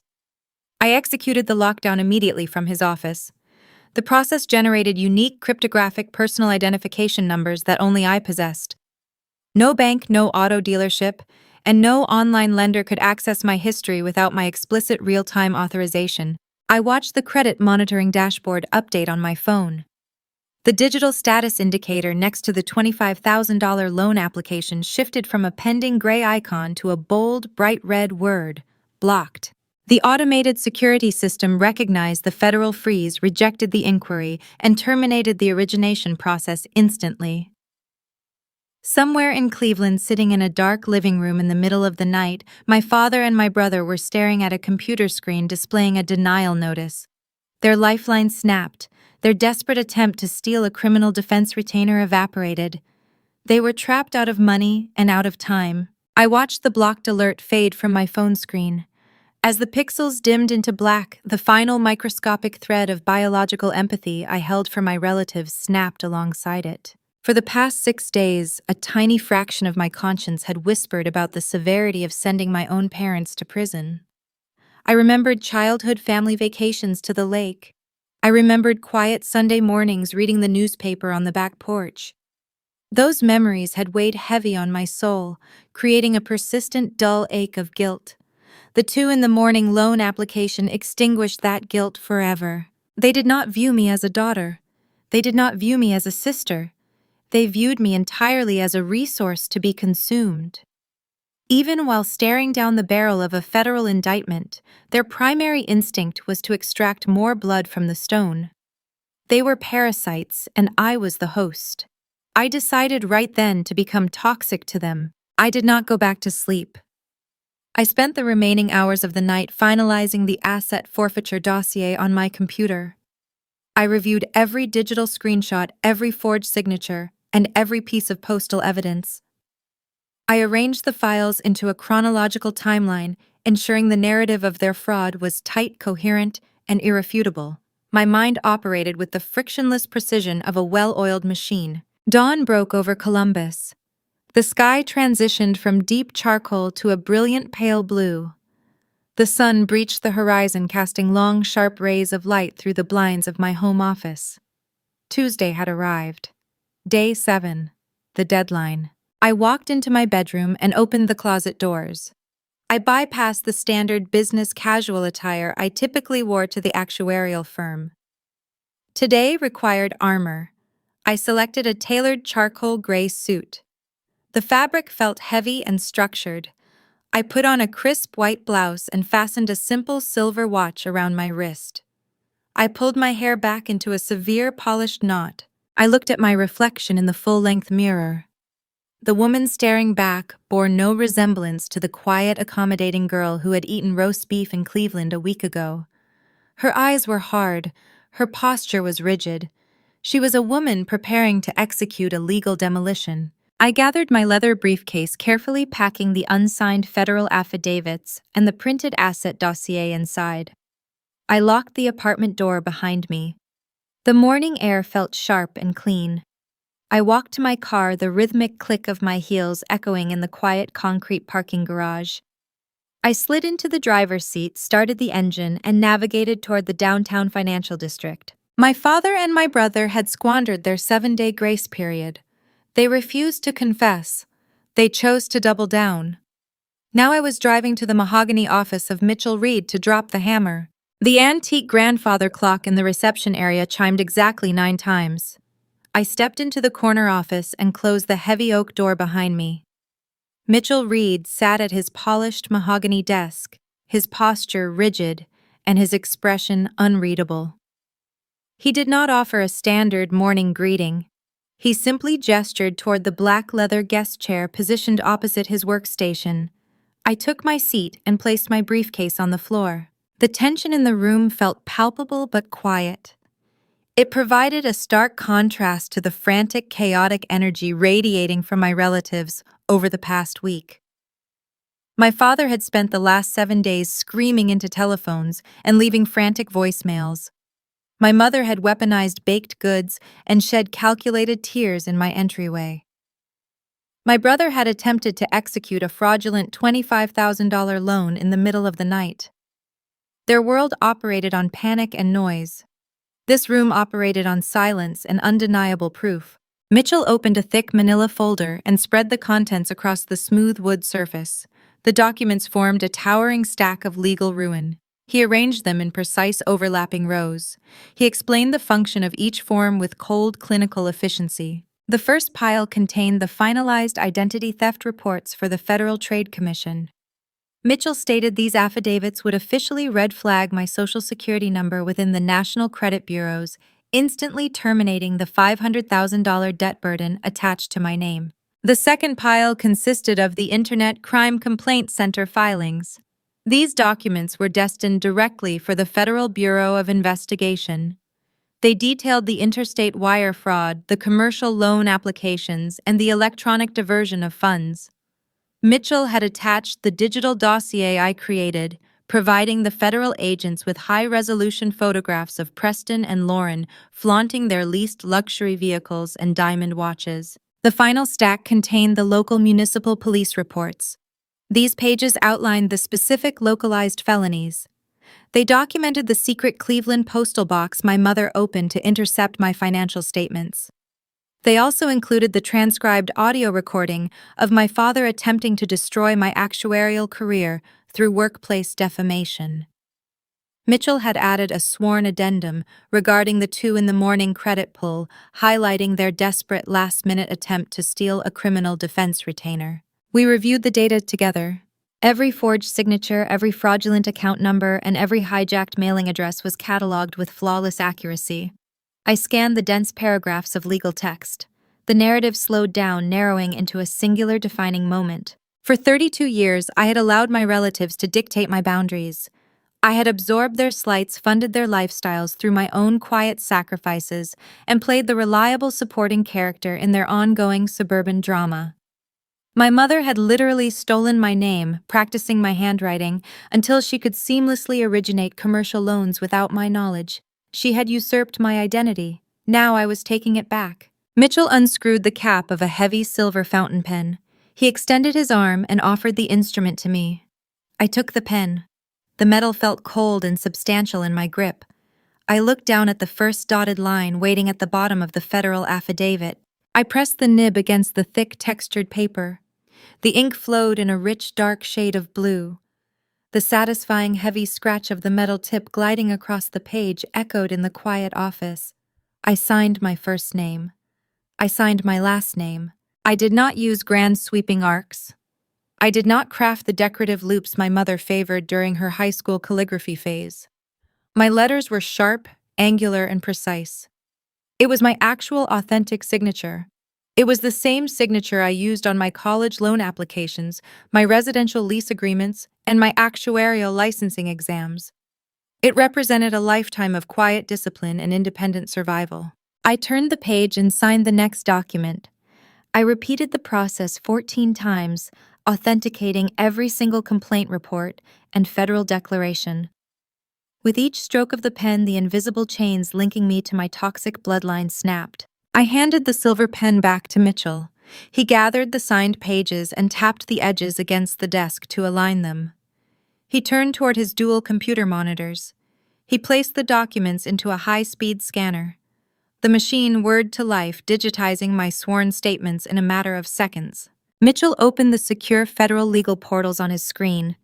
He uploaded the digital files to the respective government databases. He paused, his finger hovering over the enter key. He looked across the desk, meeting my eyes to confirm my final consent. I gave him a single, resolute nod. He pressed the key. With a few rapid keystrokes, the files vanished from his outbox and transmitted into the federal machinery. The trap was officially armed. The point of no return was crossed. Mitchell leaned back in his chair and outlined the impending timeline. Electronic warrants would generate within the hour. Investigative subpoenas would issue to the commercial lenders, the postal service, and the automotive dealerships. The authorities would begin freezing the fraudulent bank accounts and tracing the diverted funds. My father, my mother, and my brother were no longer dealing with a defiant daughter. They were dealing with the United States Department of Justice. An immense, overwhelming wave of psychological relief washed over me.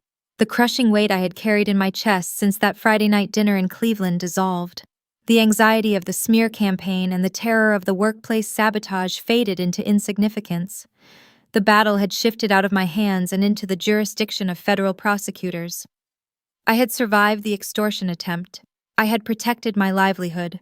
I was finally free. I thanked Mitchell for his precise execution, picked up my briefcase, and walked out of the mahogany office. The morning sun shone bright over the Columbus skyline. The air felt lighter.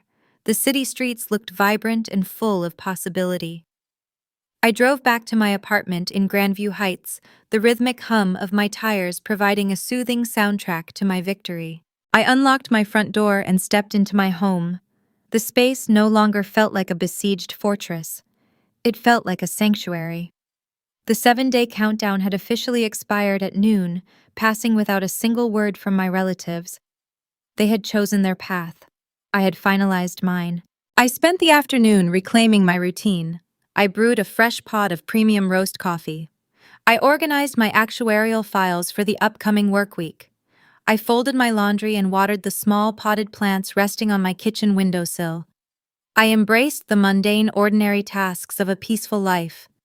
I knew the fallout was inevitable, but I also knew I was insulated from the blast radius. The hours ticked by in a quiet, serene blur. The sun began to set, casting long golden shadows across my living room floor. The digital clock on my microwave shifted to 6 in the evening. I sat on my sofa reading a hardcover novel, enjoying the profound silence of an empty, secure apartment. Then the silence shattered. The sharp, echoing sound of multiple car doors slamming with hostile force erupted from the street directly below my window. The noise rang out like gunfire in the quiet neighborhood. I lowered my book. I heard the unmistakable murmur of angry, elevated voices drifting up from the sidewalk. Heavy footsteps marched up the concrete exterior stairs. They had not come to confess. They had arrived to conquer. I lowered the hardcover novel to my lap, the pages falling shut. The sharp thud of closing car doors echoed through the glass pane of my living room window. The sound carried a distinct hostile rhythm, devoid of the casual pace of returning neighbors. I stood up from the sofa, walked across the hardwood floor, and pulled back the edge of the fabric blind just enough to peer down at the street level. A fleet of vehicles clogged the narrow curb in front of my brick apartment building. A silver Mercedes SUV, a pristine white Lexus sedan, a dark gray pickup truck. The armada had arrived. I watched my relatives assemble on the concrete sidewalk below. Richard led the vanguard. His posture looked rigid, his shoulders squared, projecting the righteous indignation of a wronged patriarch. Susan flanked his right side, clutching her leather purse against her chest like a protective shield. Preston walked a step behind them, wearing a tailored navy blazer, his hands tucked casually into his pockets, as if he were arriving at a relaxed dinner party. Lauren trailed beside him, her diamond Rolex catching the fading golden light of the evening sun. They did not come alone. Aunt Brenda marched alongside them, her lips pressed into a tight, judgmental line. Cousin Mark and Uncle David brought up the rear of the formation. 7 people formed the hostile party. An entire clan mobilized for domestic warfare. This deployment represented a classic King family intimidation tactic. Whenever a relative stepped out of line, challenged a narrative, or demanded basic accountability, Richard organized a united front. He believed a sheer show of numerical superiority would crush any dissenting opinion. In his mind, truth was decided by a majority vote, and he controlled the voters through financial leverage and emotional manipulation. Aunt Brenda relied on Richard to cover her property taxes, and Uncle David frequently borrowed the family cabin. Their loyalty was bought and paid for. They drove 2 hours down the interstate from Cleveland, confident my noon deadline was an empty bluff. The clock had struck 6. No police cruisers sat in their driveways. No federal agents had knocked on their front doors yet. They translated my silence into a coward's surrender. Heavy footsteps climbed the exterior stairwell. The structural metal vibrated under their collective weight, announcing their ascent. They reached my landing. A split second of tense quiet hung in the air before a fist slammed against my front door. The rhythmic, punishing knocks echoed through my serene living room. The wood rattled hard in its frame. The blows were loud, designed to project dominance and instill fear. "Stella, open this door right now!" My father's voice boomed through the barrier. It lacked the frantic, strained pitch he exhibited on the Human Resources voicemail a day earlier. He had regained his patriarchal bravado, emboldened by the audience standing at his back. "Stop acting like a child, and act like a real family." Aunt Brenda chimed in, her pitch sharp and grating through the drywall. "We are not leaving until you talk to us, Stella. You owe your parents an apology." A year ago, this coordinated ambush would have paralyzed my nervous system. I would have scrambled to unlock the deadbolt, terrified of causing a scene and disturbing my neighbors. I would have folded under the crushing weight of their collective disappointment. I would have apologized for discovering their crimes. Tonight, my pulse remained steady. My breathing stayed slow and measured. The panic they expected did not materialize. I possessed the icy, impenetrable calm of a woman holding a royal flush in a high-stakes game. Their chaotic, emotional entitlement crashed against the reinforced concrete of my legal preparation. I did not rush to the entryway. I walked to the kitchen island and picked up my cell phone. I opened the application linked to my doorbell security camera. The high-definition lens captured the entire mob crammed onto my landing, their faces distorted by anger and impatience. I pressed the record button, ensuring the digital file would capture both audio and video feeds. Every shouted threat, every raised voice, and every trespassing footstep would enter the federal evidence log. I held the device in my left hand, keeping the screen active and the recording light blinking. I approached the wooden door. I did not ask who was there. I did not ask what they wanted. I reached out and turned the brass deadbolt. The heavy lock clicked open. Richard pushed the door inward before I could even reach for the handle. The wood swung back forcefully, requiring me to take a step backward into the foyer to avoid being struck. The armada spilled into my home. The small entryway instantly felt claustrophobic. The space choked on the smell of Lauren's expensive perfume, the damp evening air, and the suffocating pressure of their shared arrogance. They invaded my sanctuary without a shred of hesitation, trampling over the threshold as if they owned the property. Richard stepped directly into the center of the room, taking a dominant, wide stance. He puffed his chest out, occupying as much physical space as possible. His face flushed a deep, angry crimson. Susan hovered near his shoulder, her eyes darting around my neat, unblemished apartment. She was perhaps searching for signs of the psychiatric breakdown Richard had fabricated to my employer. Preston leaned against the doorframe, refusing to step fully into the room. He crossed his arms over his tailored blazer and offered a slow, patronizing smirk.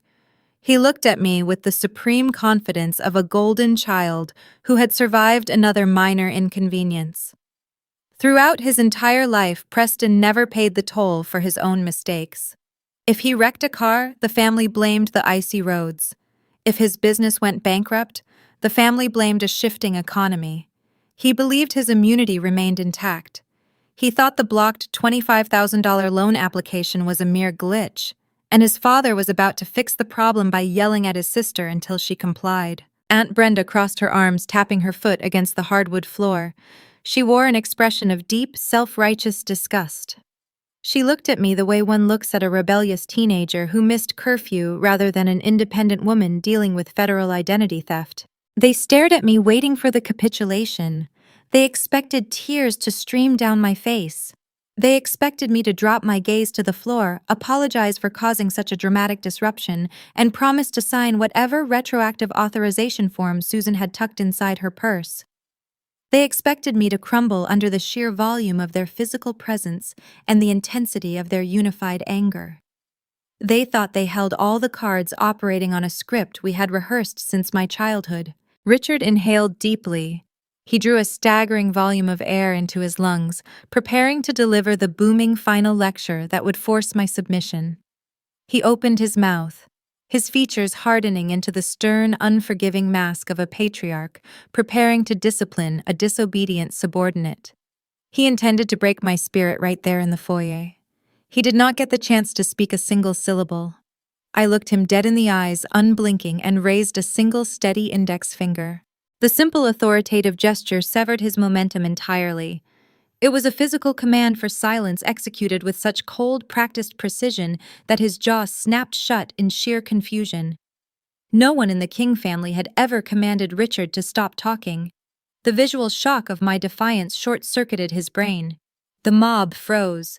The ambient noise of their hostile arrival died instantly, leaving only the faint hum of my refrigerator in the background. I lowered my hand. I did not raise my voice. I did not offer a greeting. I took a deliberate step backward, shifting my body weight to the left. I cleared the line of sight from the crowded entryway into the main living space.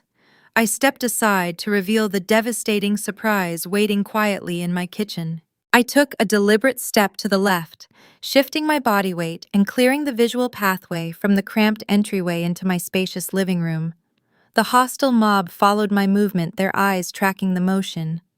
They expected to find an empty apartment or perhaps a frightened roommate cowering in the corner.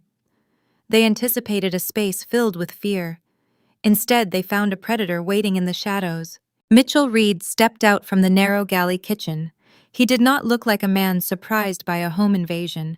He looked like an executioner arriving for a scheduled appointment. He wore his tailored charcoal suit, the dark jacket unbuttoned, projecting a relaxed but lethal authority. In his right hand, he carried his sleek leather briefcase. The brass clasps gleamed under the warm glow of my recessed ceiling lights. Richard blinked, his jaw dropped, hanging slightly ajar. The booming authoritative lecture he had prepared died in his throat, replaced by sheer, unfiltered confusion. The script he had rehearsed dissolved. Aunt Brenda frowned, her brow furrowing as she glanced between my father and the imposing stranger. I kept my phone raised, the recording indicator blinking a steady red rhythm documenting every shifting expression. The silence that followed was absolute. It was the kind of quiet that precedes a catastrophic weather event. I broke the silence. I kept my tone flat and devoid of emotion. I said, "This is Mitchell Reed. He is my federal fraud attorney." The word federal struck the group like a physical blow. The air in the entryway grew instantly stagnant, turning thick and hard to breathe. The collective arrogance that fueled their march up my stairwell evaporated into the cold evening. Mitchell did not offer a polite greeting. He did not introduce himself or extend a hand. He walked past me, his leather shoes silent on the hardwood floor, and approached the glass coffee table in the center of the living room. He set his briefcase down, flicked the brass latches, and opened the lid. He retrieved 3 distinct stacks of paper. He did not toss them. He placed them onto the glass surface with surgical precision. The sharp slap of the thick paper hitting the glass echoed in the quiet room. The first stack contained the Federal Bureau of Investigation Internet Crime Complaint Center confirmations. The bold government letterhead sat exposed for everyone to read. The second stack held the archived United States Postal Service forwarding requests prominently featuring Susan and her forged signature. The third stack displayed the blocked $25,000 loan application from 2 o'clock this morning, the red denial stamp glaring across the page. Mitchell stood straight, smoothed his tie, and faced my father. He spoke with a quiet, measured cadence. His tone possessed the chilling detachment of a judge reading a terminal sentence. He addressed Richard directly, ignoring the rest of the room. He said, "Mr. King, as of 9 o'clock this morning, my client officially executed sworn affidavits regarding the theft of $500,000. The federal investigations are active. Subpoenas are currently transmitting to your commercial lenders, your automotive dealerships, and your local postal branch." Richard tried to speak. He managed a breathless stutter, his lips moving without producing a coherent sound. His legendary bluster, the very tool he used to subjugate his family for decades, failed him. Mitchell cut him off smoothly. He did not raise his volume. He simply commanded the airspace, utilizing the power of irrefutable facts. Mitchell continued stating the criminal codes with flawless recall. He did not use dramatic inflections. He used the precise surgical language of the law. He explained that aggravated identity theft carries a mandatory minimum sentence of 2 consecutive years in a federal penitentiary. He clarified that this sentence runs consecutively to any other penalties, ensuring prison time is unavoidable. He detailed the severe penalties for interstate wire fraud and bank fraud, noting the maximum threshold of 30 years per count. He then pointed a manicured finger at the loan denial printout resting on the table. He added that attempting to originate a new credit line while under an active extortion deadline demonstrates an ongoing criminal enterprise, negating any potential leniency a federal prosecutor might offer. I watched the ripple effect travel through the extended relatives. The psychological shockwave hit them in real time. Aunt Brenda stood frozen near the doorframe. Her eyes darted from the staggering figures printed on the top sheet of the federal complaint to the terrified face of my father. The false narrative Richard had spoon-fed her collapsed instantly. He had told her I refused a simple temporary loan. He had told her I was acting out of petty spite. He never mentioned $500,000. He never mentioned forged federal documents or intercepting mail. Uncle David shifted his weight, taking a deliberate defensive step away from Richard. Cousin Mark looked at the floor, his face pale, realizing he had harassed a victim of a severe financial crime to protect a thief. The extended family recognized they had been deployed as disposable pawns in a felony cover-up.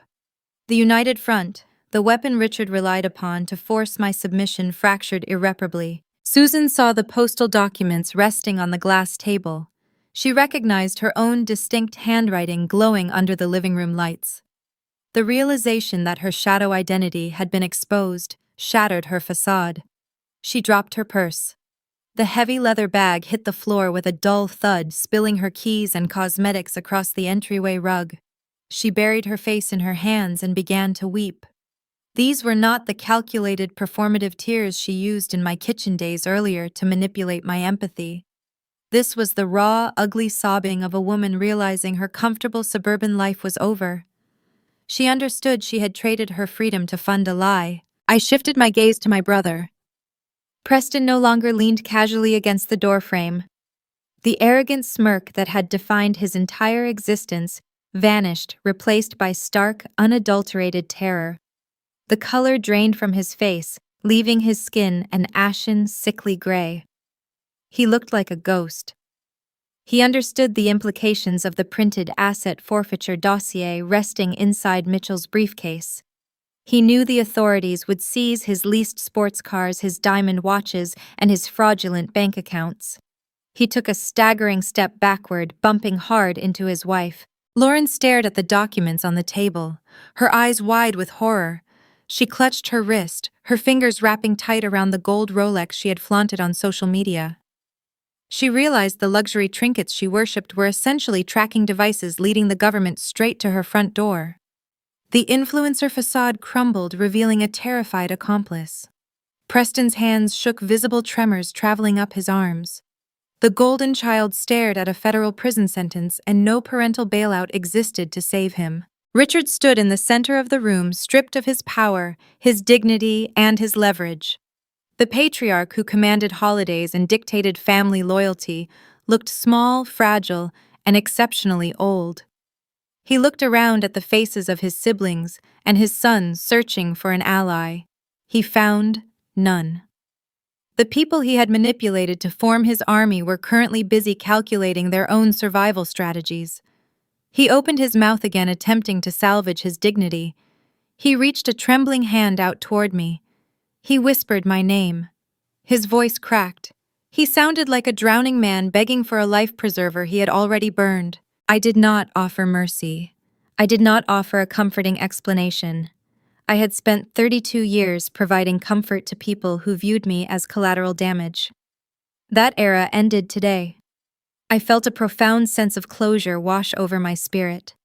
The psychological warfare was over. The physical threat was neutralized.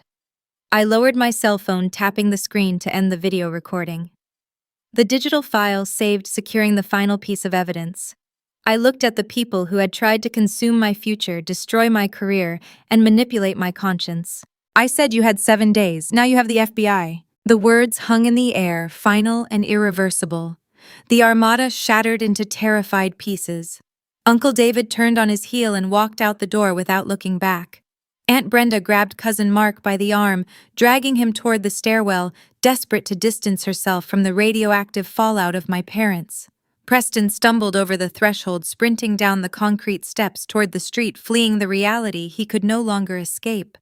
Lauren chased after him, her expensive heels clicking frantically against the metal stairs. Richard reached for Susan, grabbing her elbow, pulling her weeping frame out of my apartment. They scrambled out of my home like vermin fleeing a sudden blinding light. The heavy wooden door swung shut behind them, the latch clicking into place, sealing the breach. The heavy wooden door swung shut, the metal latch clicking into place.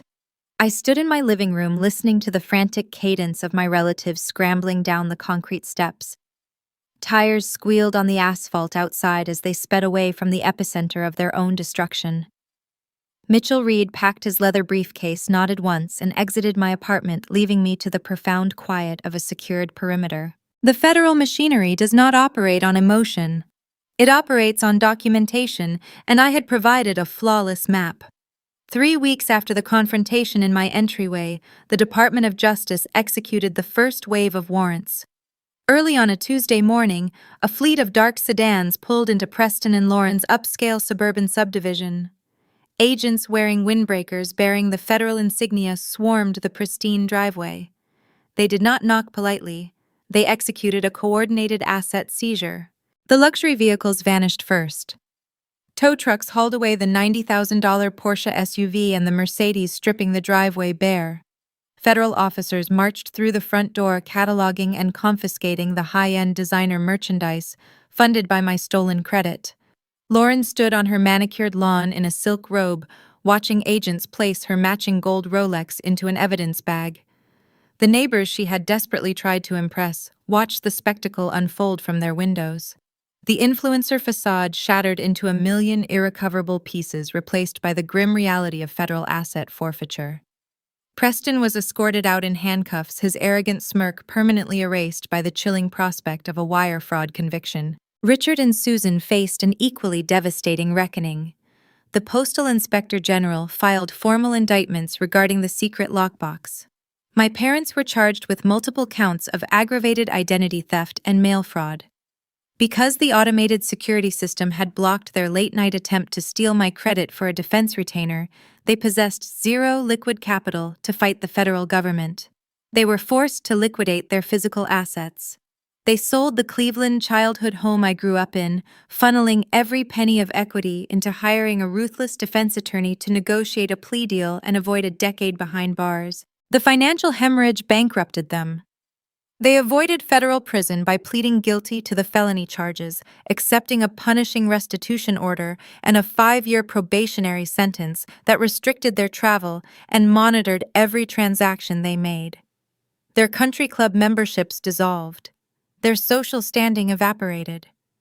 They moved into a cramped, dilapidated apartment on the outskirts of the city, stripped of the unearned prestige they valued above all else. The extended relatives reacted with predictable cowardice. Aunt Brenda, Uncle David, and Cousin Mark recognized their profound legal exposure. They had participated in the smear campaign and harassed a federal witness. Terrified of being named as co-conspirators, they severed all ties with Richard and Susan. The excommunication was swift and brutal. My parents spent decades cultivating a network of transactional loyalty, weaponizing the clan against anyone who stepped out of line. Ultimately, that exact network abandoned them the moment the social currency ran out. They died socially isolated in a prison of their own design. People often ask if I feel guilty about dismantling my family. The answer is a categorical no. I did not destroy them. Their bottomless greed, their staggering entitlement, and their willingness to consume my future for their own comfort destroyed them. I simply refused to be the collateral damage. I handed them a mirror, and the reflection broke them. With the hostile threats neutralized, I focused entirely on my own rebirth. The legal recovery process required patience, but Mitchell Reed operated with surgical precision. He transmitted the finalized federal affidavits to Equifax, TransUnion, and Experian. He negotiated with the commercial lenders, presenting the arrest records and the forged postal documents as undeniable proof of my innocence. Month by month, the fraudulent accounts vanished from my profile. The commercial loans disappeared. The predatory online credit lines evaporated. The luxury automotive leases were expunged. The process mirrored a slow, meticulous excavation, unearthing my stolen identity from the rubble of their crimes. 12 months after I issued the 7-day ultimatum, I sat at my home office desk and requested a new federal report. The portal loaded, the screen refreshed, the devastating 412 credit score was gone. In its place, a bold, beautiful number glowed against the white background: 800.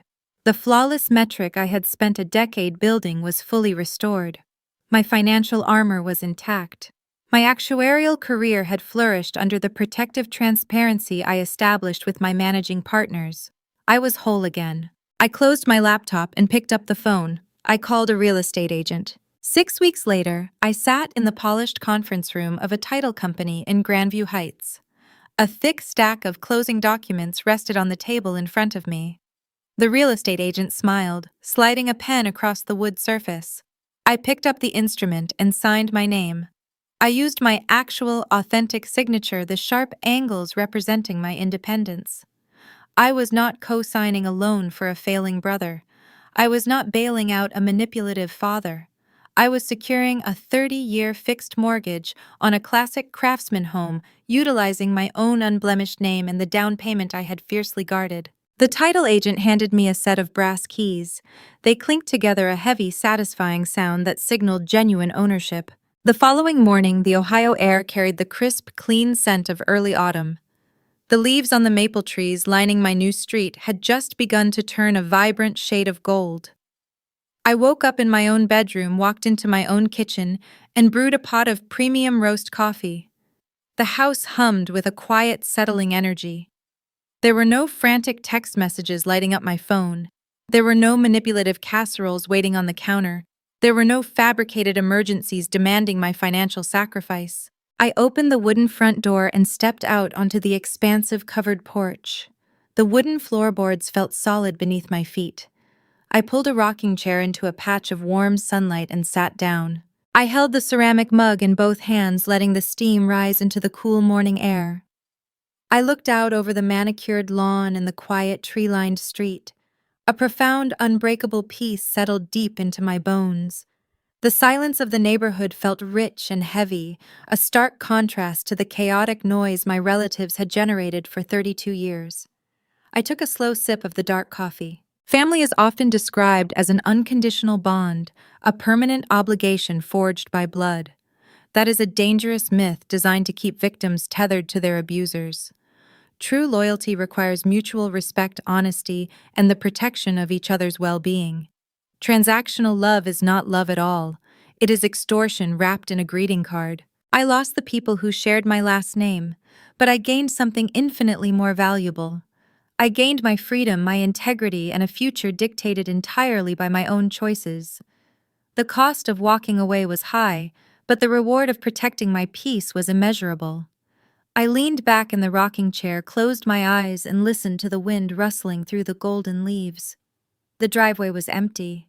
The perimeter was secure. The debt was canceled.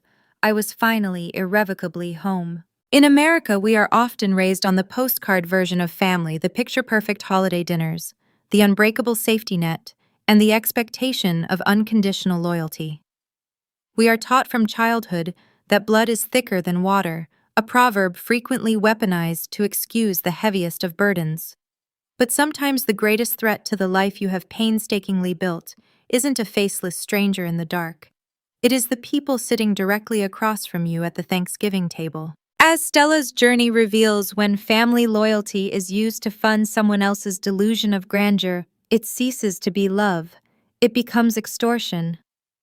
The hardest, most agonizing lesson to learn in adulthood is that you do not owe your financial survival or your psychological future to the people who gave you your past. Setting a strict boundary, whether it means freezing your credit, locking your front door, or simply refusing to absorb another person's manufactured crisis, isn't an act of betrayal. It is the ultimate act of profound self-preservation. If you have ever had to make the agonizing choice between keeping the peace in your family and protecting the peace in your own mind, you are not alone. Please take a moment to subscribe and follow Eldenly Stories for more narratives that explore the complex, often painful realities of the families we are given and the peaceful lives we ultimately choose to build. We all have our own version of that front porch, a quiet place where the noise finally fades, the coffee is warm and the air feels clear. But achieving that absolute silence often requires leaving certain doors permanently closed. Look closely at the people standing in your own entryway today. Are they there to shelter you from the coming storm, or are they the ones secretly bringing the rain? Sometimes the only way to find out is to stop paying the toll and see who remains.